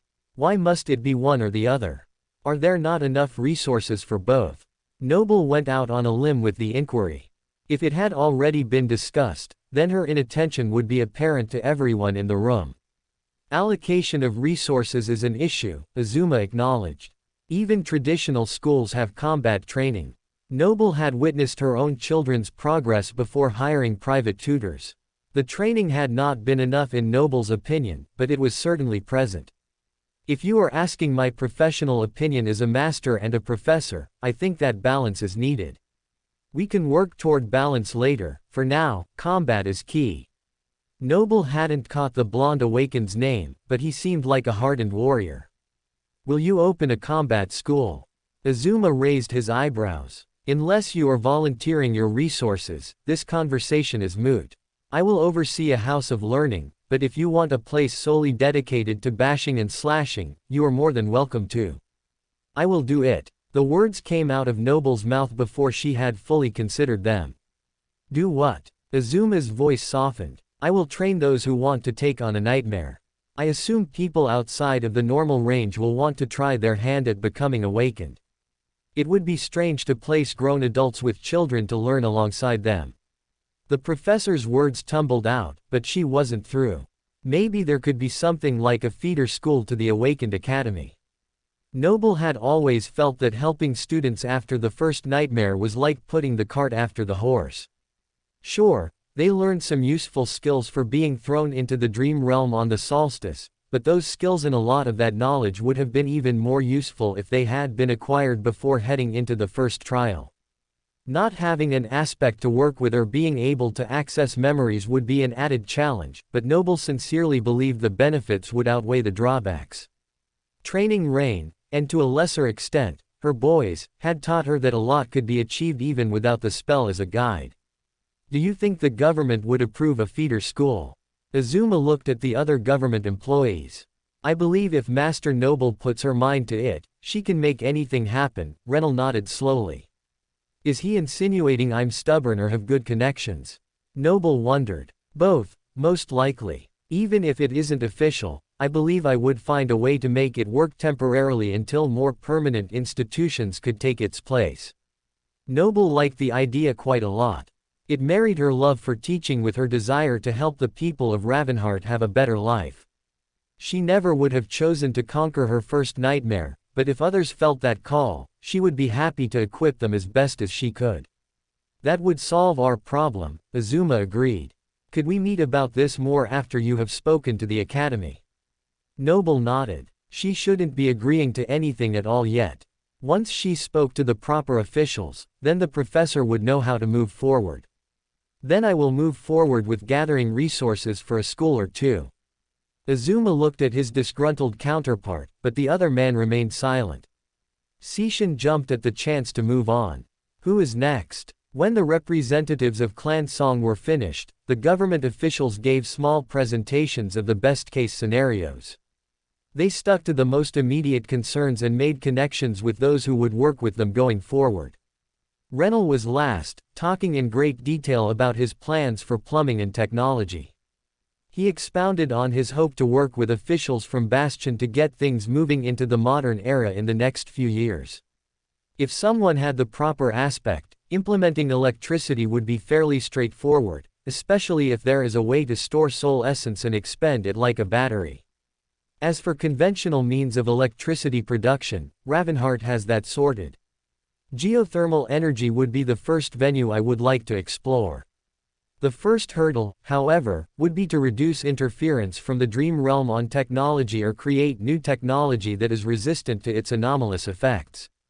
The others in the room found his report interesting but insisted that he focus on plumbing first and foremost. It seemed Noble wasn't the only one bothered by the smell. In the end, the short meeting turned out to be many hours long. Noble was not sad when it was over. It would be dark soon and the food from the welcome party had long passed through her stomach. Seishin received a paper in her hand and after looking at it, she stood. I think that concludes our time together. The pilgrims will show you out. Noble felt movement from the walls. The dead had been so quiet that she had completely forgotten about them. Pushing back her chair, Noble joined Renal to ask him about the nightmare creature containment failure when Cixin stopped her at the door with the paper in her hand. Master Noble, a moment. I have some questions. Just wonderful. Noble wanted nothing more than to get home to her family, but she also knew that the Princess of Song should not be ignored. Just because they were both masters did not make them equal. Noble would answer any question Cixin had before heading home. A small part of her worried that being alone with the lady in the palace was unwise, so she nodded to Renal and said loudly, "If my husband finds you, tell him I'll be home as soon as I can." At least that way, the princess would be reminded that others would come looking for her if anything happened. Renal bowed slightly. Have a good evening. The meeting emptied of all but two of the pilgrims, who silently reset the room for some future date. Cixin tilted her head, and Noble took that as a sign to follow. Floating alongside her companion, Noble could feel the other woman's concern. If this is about having an extension of the academy here, I won't do it if you don't like it. The princess's ruby lips turned up slightly. On the contrary, I think it is a wonderful idea. My time at the academy was quite pleasant. Legacies have the advantage of extensive training before entering a nightmare. If we want humanity to grow stronger, others should have access to that advantage. It was a little strange hearing those words come from a legacy. That was until Noble remembered that Cixin was adopted. If not for Qi Song, the lost princess would likely have spent her entire life in the outskirts, striving to survive a very different nightmare. Noble coughed lightly. You said you had questions. I do. The princess crumpled the paper in her hand. The professor frowned. As rude as it might have been, she wished that she had seen the contents of the message when she had the chance. I will ask them when we get there. Cixin took a sharp turn down a minor hall, leading them deeper into the palace. The professor had thought they were slowly walking toward the entrance to give them time to discuss, but it seemed there was another destination in mind. Having not been dismissed, the professor reluctantly followed her mysterious host. If the conversation wasn't about her offer to form a school, then there were only two other topics that the two had shared in their short acquaintance. And Noble thought they had fully covered her nightmare and the strange portcullis key, which meant, "Where exactly are we going, Lady Cixin?" Noble felt a growing sense of unease. She searched for any other sign of life, but the halls were either empty or her power was indeed being dampened in some way by the walls. Now that the rest of the government agents had left, the only emotions she was left with were those of her hostess. And Noble didn't like what she felt at all. "We are going to visit our mutual acquaintance." Cixin knocked lightly on a large door. "It's open," came the answer. "Is that Death Singer?" The door cracked and Noble felt the sudden urge to run. She wanted nothing to do with what was on the other side of that door. "I have taken up too much of your time as it is, Lady Cixin. I really must be going. If you want to give me your questions another time, perhaps then we could." When door swung wide, the two ladies were faced with a wall of impenetrable darkness. There was not a speck of light nor were there any shadows. It was like there was an absence of both, bringing about darkness in its truest form. Noble shivered and floated backward.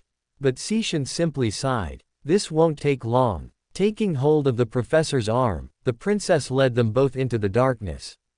Is this how it all ends? Noble wondered as her vision left her. But before she activated her second sight, they passed through the veil to the other side. In the lit half of the room, the three sisters of song that Noble had met earlier were standing casually around a table along with a smartly dressed gentleman. Their nonchalance was startling to Noble. They even had their backs to the impenetrable darkness like it did not exist. Was it normal for them to have a void in the middle of the room? None of them seemed concerned by the prospect. They were watching the table and the saint with the glistening eyes. Death Singer looked like an innocent child playing with a toy, but Noble saw her hands were stained with blood. Noticing Noble, Hell wiped her fingers and set the mutilated creature aside. "You brought her with you." Revel tilted her head as she eyed the floating master. "I did. This is Master Noble." Cixin did not elaborate. Noble's presence must have been fine with the others, for none of them contradicted her. Was the queen also accepting of her presence in the Jade Palace?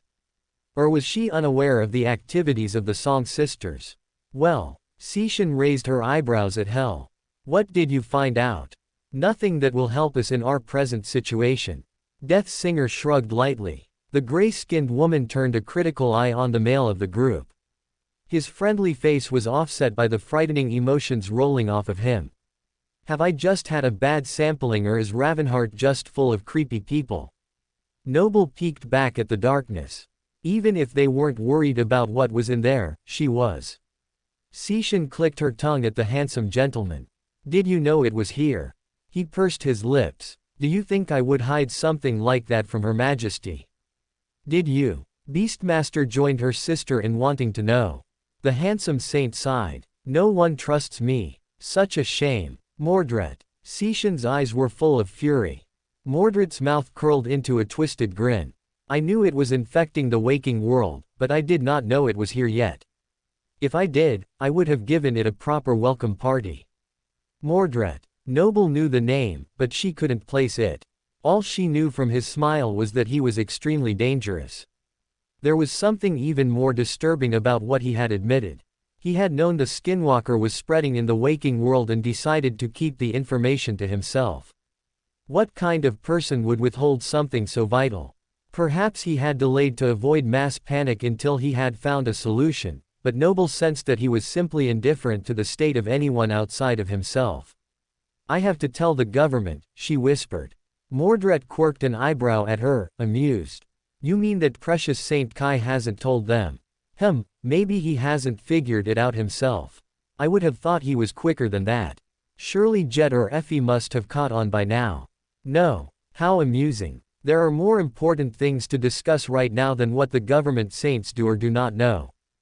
Beastmaster cut off the man's gloating. The gray-skinned princess sighed. I assumed you would have dealt with the issue by now.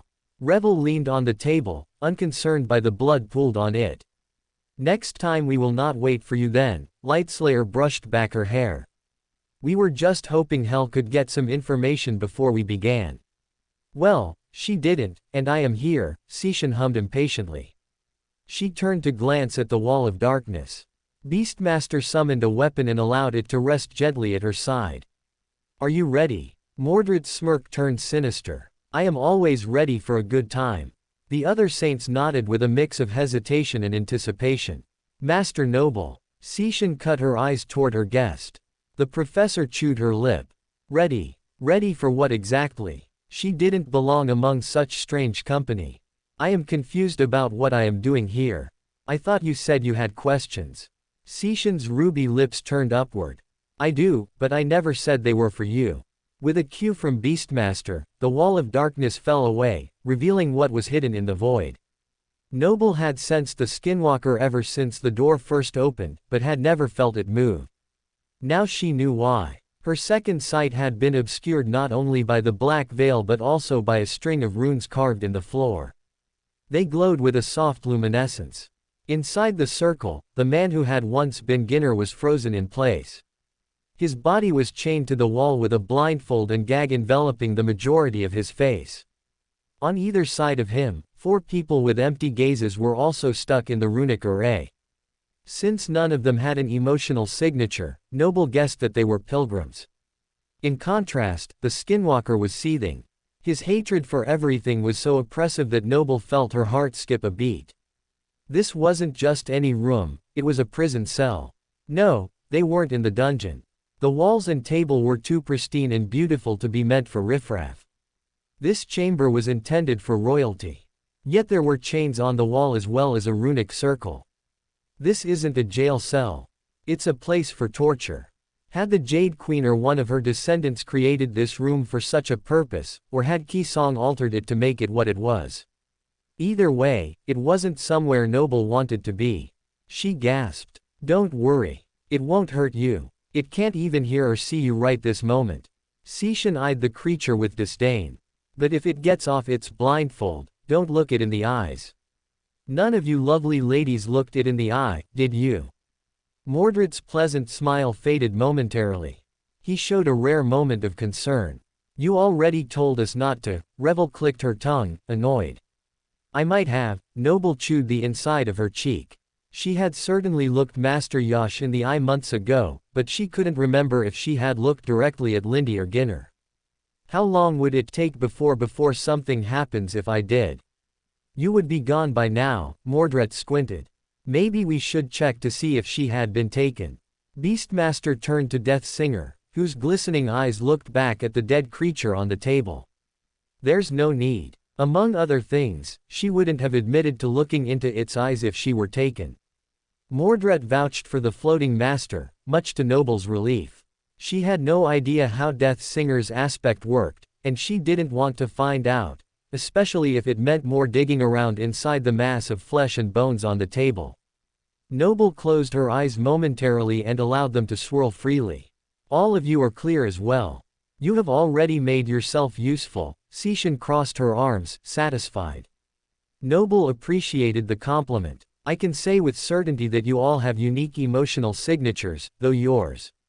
The professor's eyes shot open as she looked at the pale gentleman. He gave her a sharp look, his mirror-like eyes snapping her mouth shut before she could complete her thought. Your emotional signature is unfamiliar to me since we have not met before, Saint Mordred, she finished, her gaze darting away.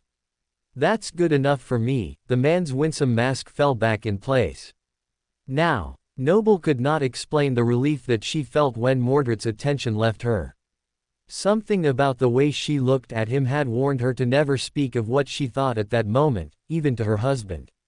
It told her to throw the notion away entirely. Shivering, the floating master focused on the eerie cage and its contents. How would the queen like this handled? Mordred chose his words carefully. I believe Mother has no preference, or we would have already been informed.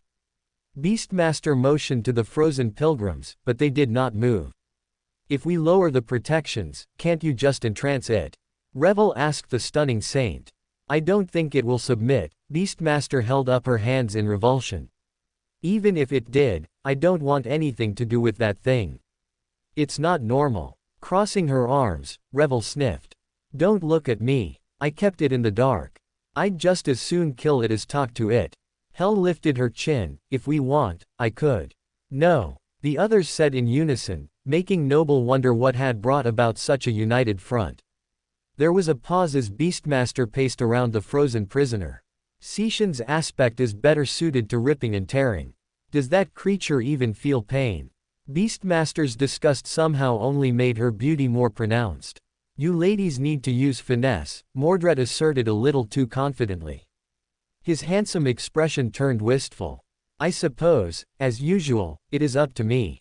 You think very highly of yourself. Beastmaster's tone was neither approving nor condemning. Mordred turned up his nose. Perhaps it is everyone else that doesn't think highly enough. If you don't want my help. The oldest of the saints pointed at the monster with the end of her club. It's all yours, but if anything goes wrong, we finish it before it has a chance to escape.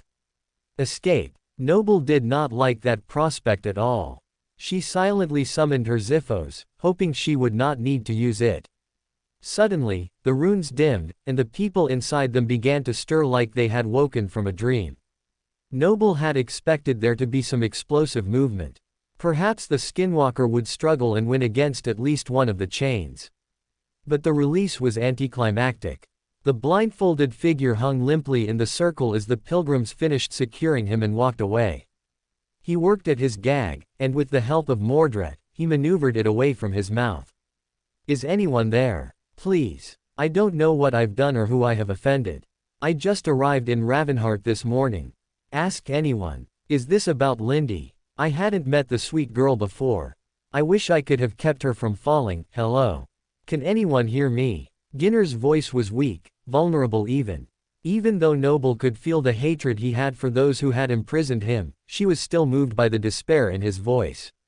Mordred frowned, annoyed. How many are with you? With the government. I didn't count how many came through today. My job isn't in the Census Bureau, but I am needed for an important meeting with Lady Sishan. Ginner leaned against the chains which held him to the wall. They groaned lightly under the pressure, adding a baleful sound to his plea. Please, if you could just get her a message. The brown-haired master that Lindy was talking to before me, I don't remember her name, but she is married to Ambassador Fort. I couldn't say it before, but she's the one who caused Lindy to fall. Did she blame me? Is that why I am here? Ginner paused. His shoulders sagged helplessly. She's here, isn't she? With his blindfold still in place, his head slowly turned Noble's direction. Why did you do it? Why did you kill Lindy? Noble felt a dark sense of dread fill her soul. The skinwalker was blaming her for the death of Lindy. Did it know her power was levitation? In hindsight, throwing Lindy from the bridge would have been a perfect solution before the skinwalker infected Ginner. But even then the creature might have been able to body jump and then accuse Noble of murder without it being a false accusation. However, the claim was entirely fabricated. The skinwalker's lack of names but clear indication of who he meant was brilliant. It was convincing. The sisters all looked at her, questioning for a moment if they should look into the accusation. Had Noble come all this way and moved to Ravenheart just to be arrested on her first day for something that she didn't do? Yeah, that's not going to happen. Noble comforted herself. She would be cleared eventually. Noble's real fear is that the skinwalker would convince one of them long enough that it would find a new host or two before the truth was discovered. Noble opened her mouth to defend herself, but Seishan held her finger to her own lips. Mordred scoffed lightly. Why are you speaking to someone who isn't here? Stop playing games and answer me. Games. This is my life. Ginner's voice cracked. But it is not your body. Mordred's easygoing voice had the slightest edge. How many more bodies have you taken in Ravenheart? You. Ginner's head swiveled unnaturally as he turned toward the sound of the other man's voice. The pathetic act melted away as his mouth twisted upward in a fractured smile.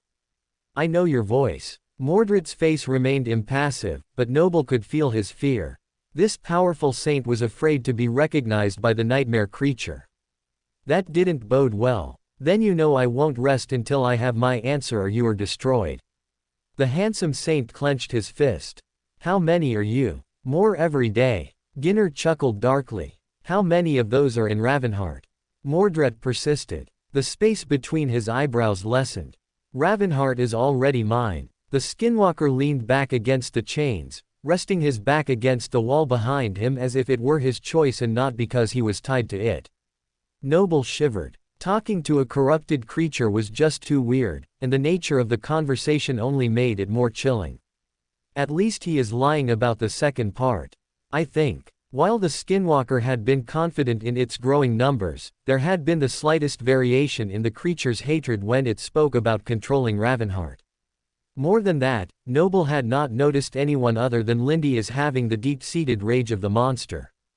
At least the majority of the people in the city were free of its corruption. Not as long as I am here, Mordred responded.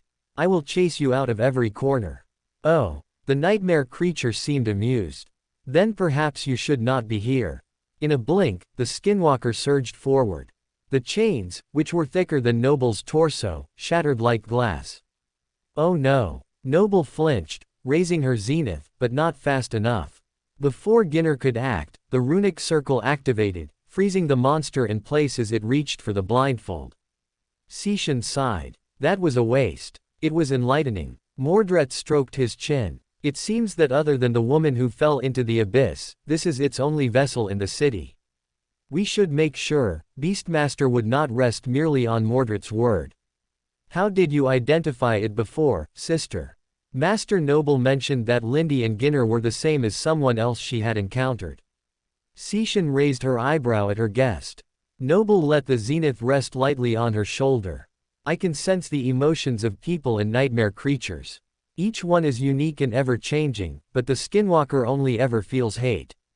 I was wary of it the first time we met, but this is the fourth person I have met with an identical signature. It may be able to hide how it looks, but the underlying feelings remain. Constant hatred. Revel didn't seem surprised. Seishan, you still have that weird memory. Sparks were already forming in Seishan's palm. A delicate flower wove into existence. You mean this? That's the one, Revel nodded. Seishan held the bloom toward the skinwalker. What is she? Oh. The flower wilted, and the gray-skinned princess nodded. Dismissing it, she recalled the flower and turned to Noble. She repeated the process, only this time the flower stayed as beautiful as ever. That will work. The master let the bloom return to her soul. See. Are you going to do that to every person in Ravenheart? Mordred cut his eyes at Seishan. If I have to, but I don't think I will. I can sweep through all of Clan Song rather quickly, if Master Noble will comb through the rest of the awakened and then check the mundane humans. The words came out like a suggestion, but they were more than a simple request. It was in everyone's best interest to root out the corruption. And if I find someone? The professor asked. Whisper my name, and I'll hear, Mordred promised. While Noble didn't like the sound of that, there wasn't anything she could do to argue. So she dipped her head in understanding. Now we need to dispose of the vessel. Death Singer's innocent face was disturbingly eager. Is there no way to get back Ginner? Noble asked. Her hope dimmed as Mordred shook his head. He was killed before the monster entered. His nightmare is over. Noble hadn't known the older gentleman at all, but that didn't mean she wasn't sad he had died. Any loss of human life was a tragedy. Noble felt a pain deep inside. She wanted to hurt the Skinwalker for taking innocent lives. How many? It said it was adding to its numbers every day. It needed to be stopped.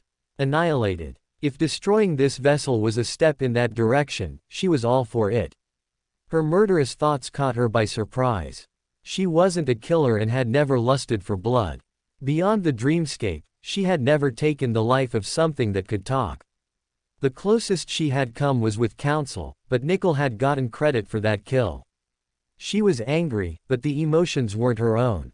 The hatred she was feeding off of was from the Skinwalker itself. It was not as strong as when the runes were inactive, but the constant pressure was wearing on her nerves.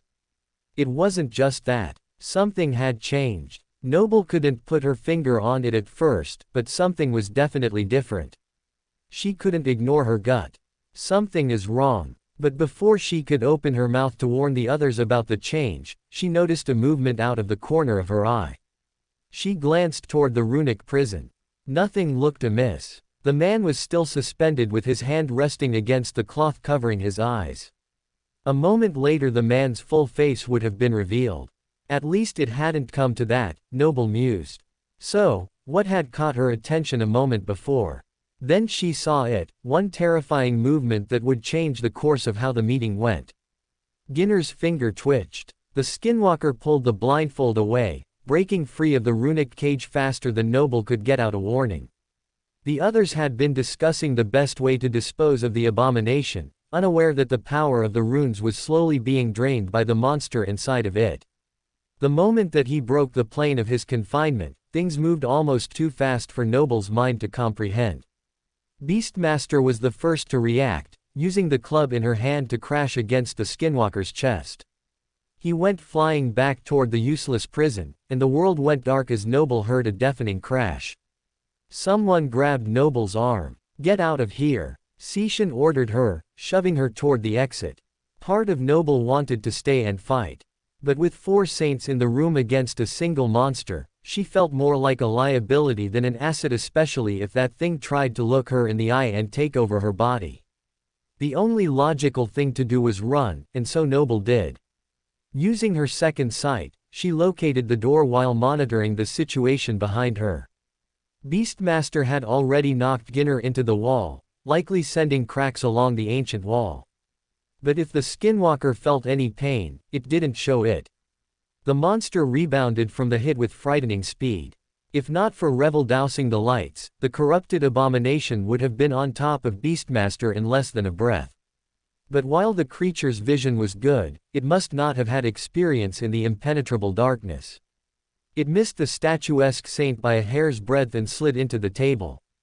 Splinters rained down. Already Revel was on him, transforming into something with wings as she attacked. Noble didn't take the time to let the image form clearly in her mind. She already felt like she had wasted too much time.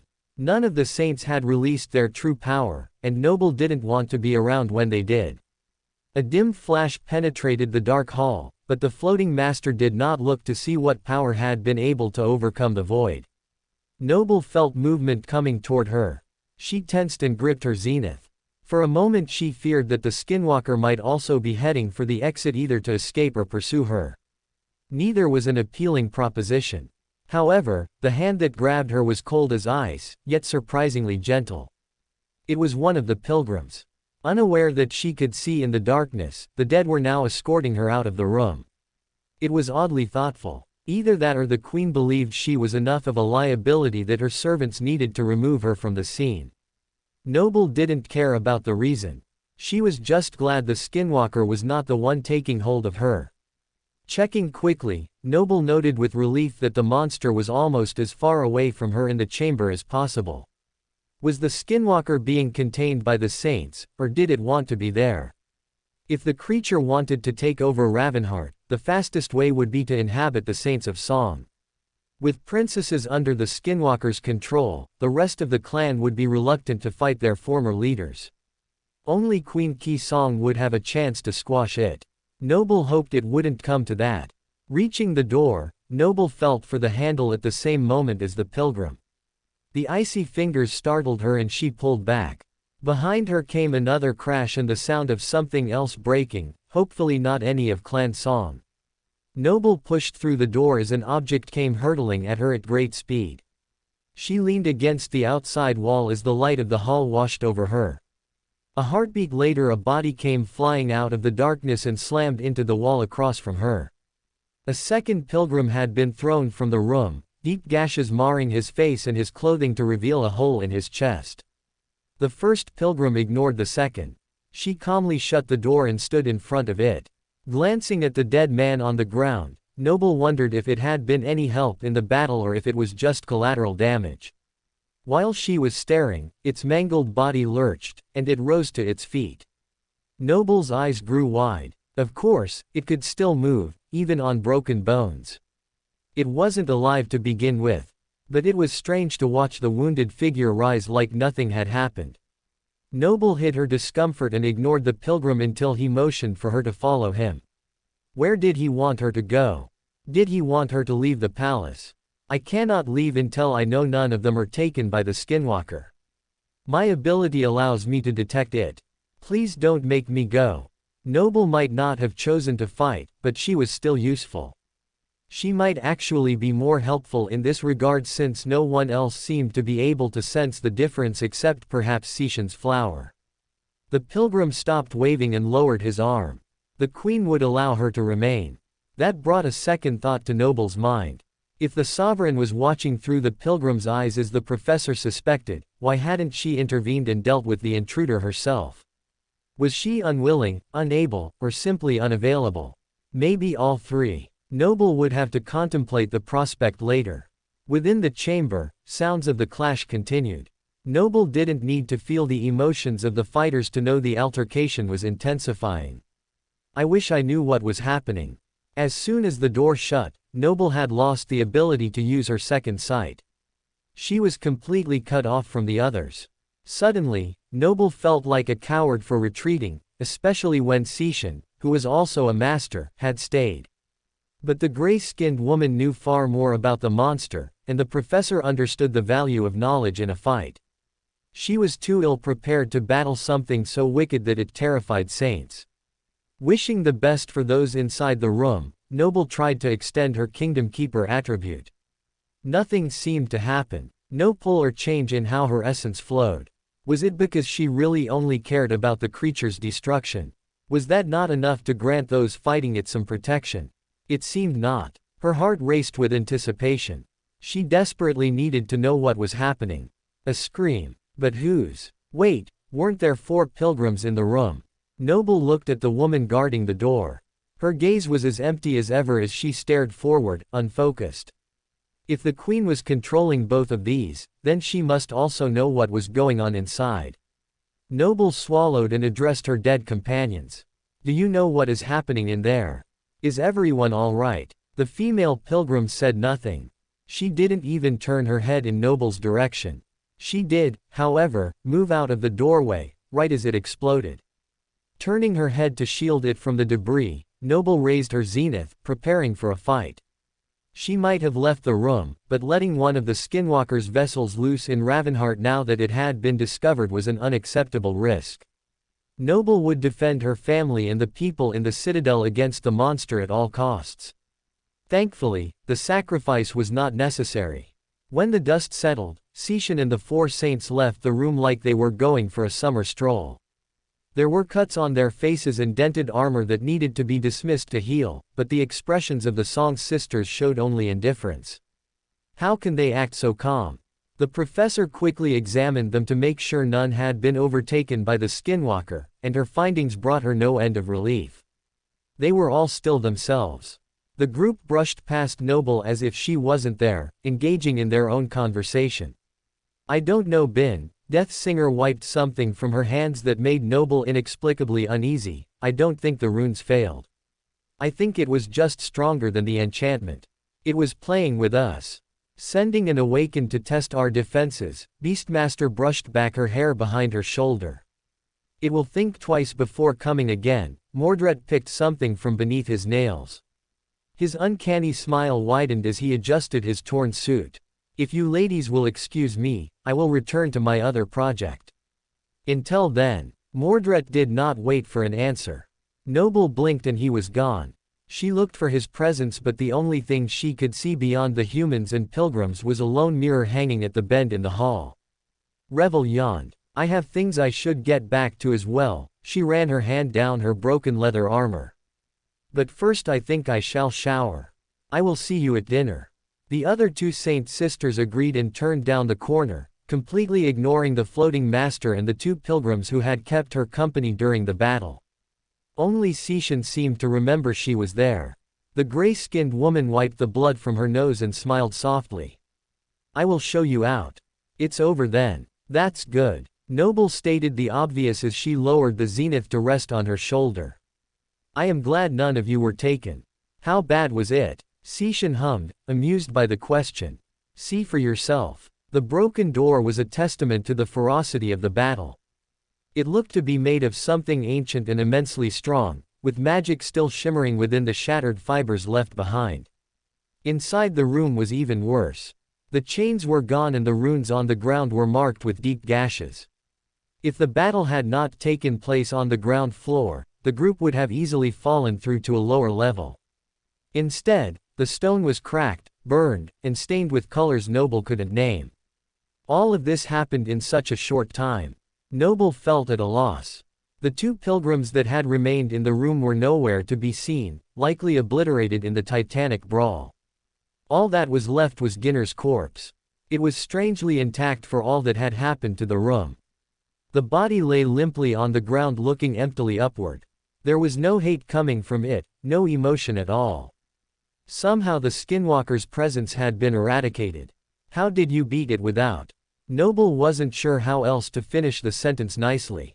Without destroying Ginner's body. The other master understood. She leaned on the doorframe and shrugged. It wasn't easy. Without my sisters and Clan Song's ally, it wouldn't have been possible at all. It was good they were here today. Very good, Noble agreed. If the saints looked as battered as they did in such a short time, Noble could only imagine what that creature would have done to her and Sishan alone. Poor Ginner. Noble felt compassion for the former government agent. He had been at the wrong place at the wrong time. The old man had lived as a spell carrier for years only to be taken out by the lure of a pretty face. How did the skinwalker select him? It could have been me, Noble shivered. We should get out of here so the pilgrims can clean.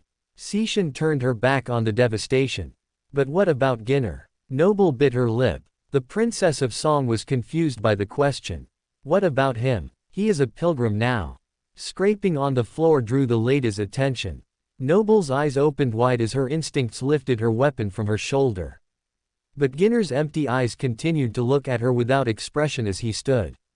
He dipped down and picked up a leg of the table, tucking it under one arm as he began to clean. Ginner was no longer a government agent or a monster. He was a servant of the Queen. Mother will take care of him. Out of respect for the government, I am sure she will consent to keeping him inside the palace and away from where others can see. Sishan tilted her head for Noble to follow her into the hall. We will leave the pilgrims to their work. Noble couldn't fully process what she had seen, nor was she sure that she wanted to. It was weird enough to see people she didn't know serving the queen, but this. It was another level of strange. The only thing separating Ki Song from the Skinwalker was that the queen hadn't killed her servants, and she used them to help humanity, not to hurt them. It was a necessary distinction in Noble's mind. Still in a daze, she followed the princess out of the room. I need to speak to the government as soon as possible. I have to let them know what has happened to Ginner. Noble held her head. Why was she the one having to bring the bad news?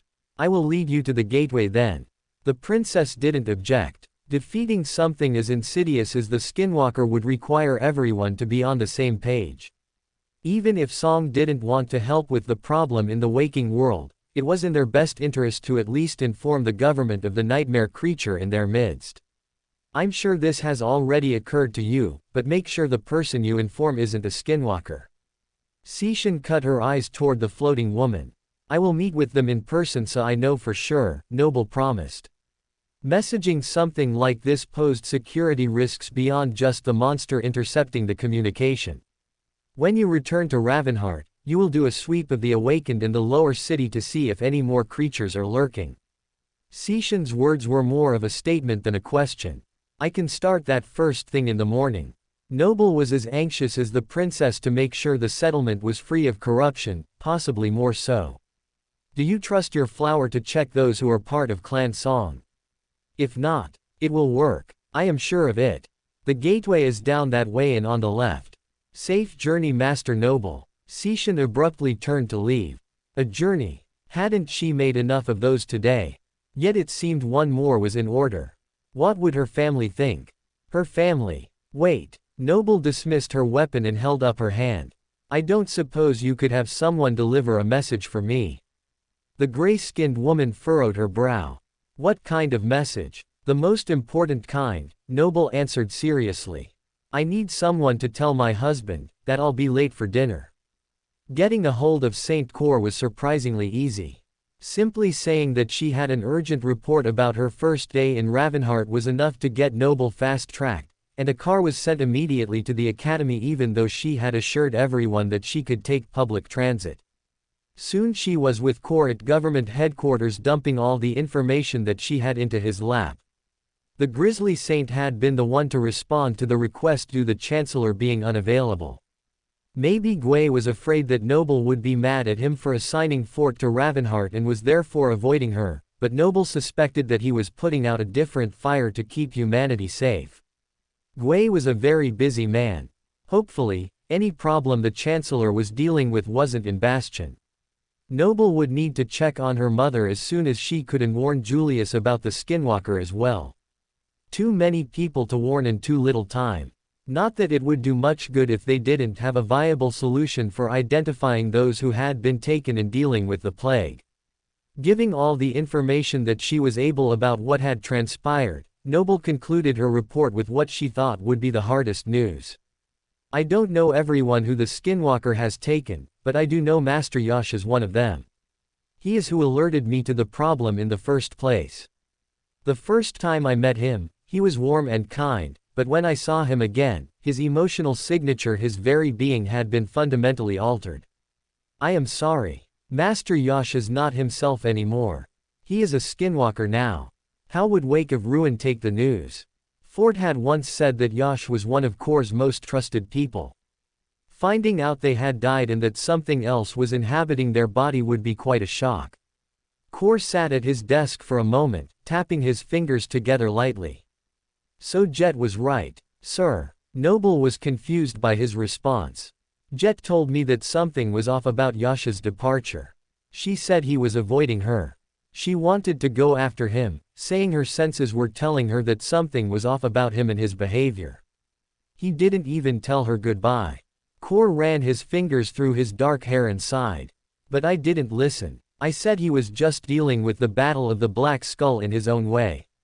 I thought he would come back eventually. But as soon as he got to the Eastern Quadrant, his communicator went silent. I haven't heard from him since.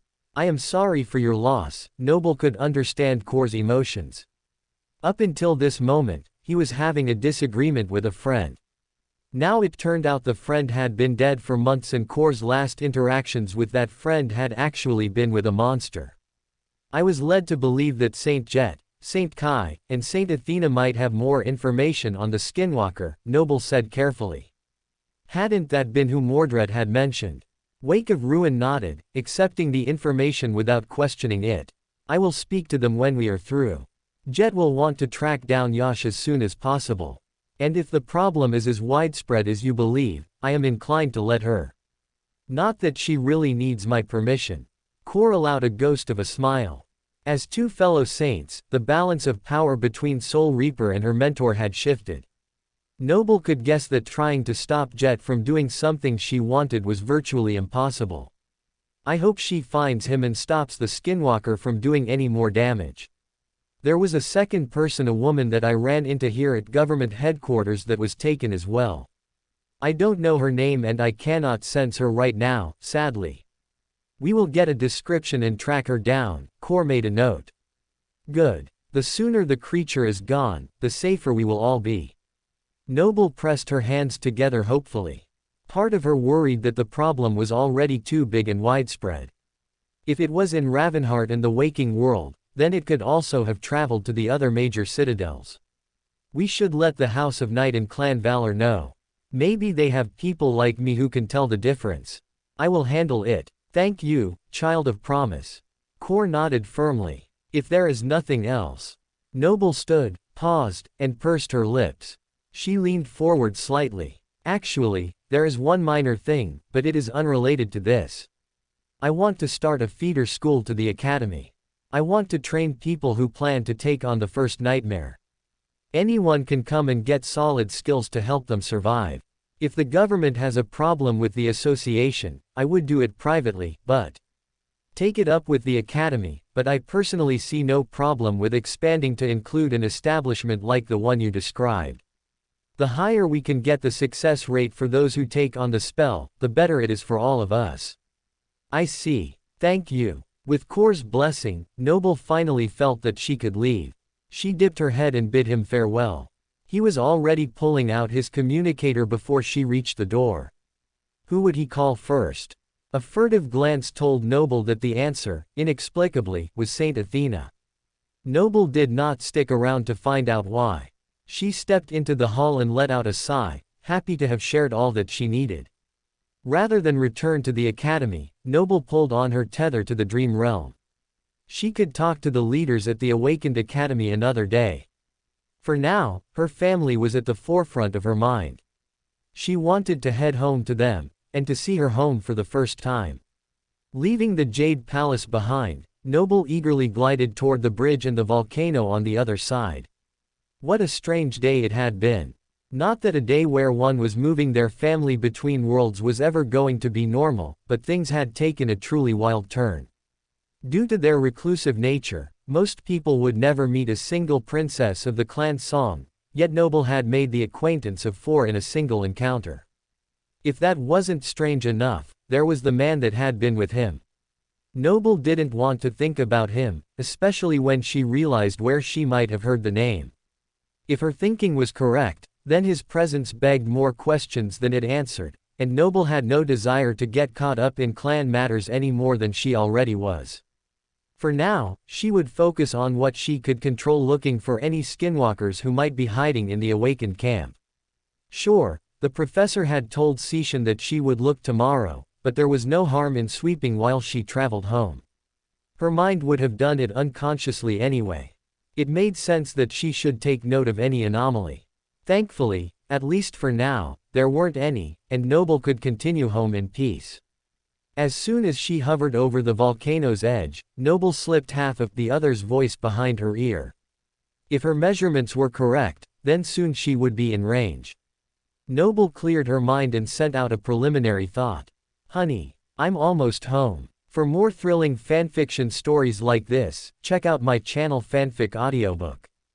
Dive into epic adventures, mysterious realms, and legendary journeys brought to life through immersive storytelling. Don't forget to like, share, and subscribe for more amazing audiobooks.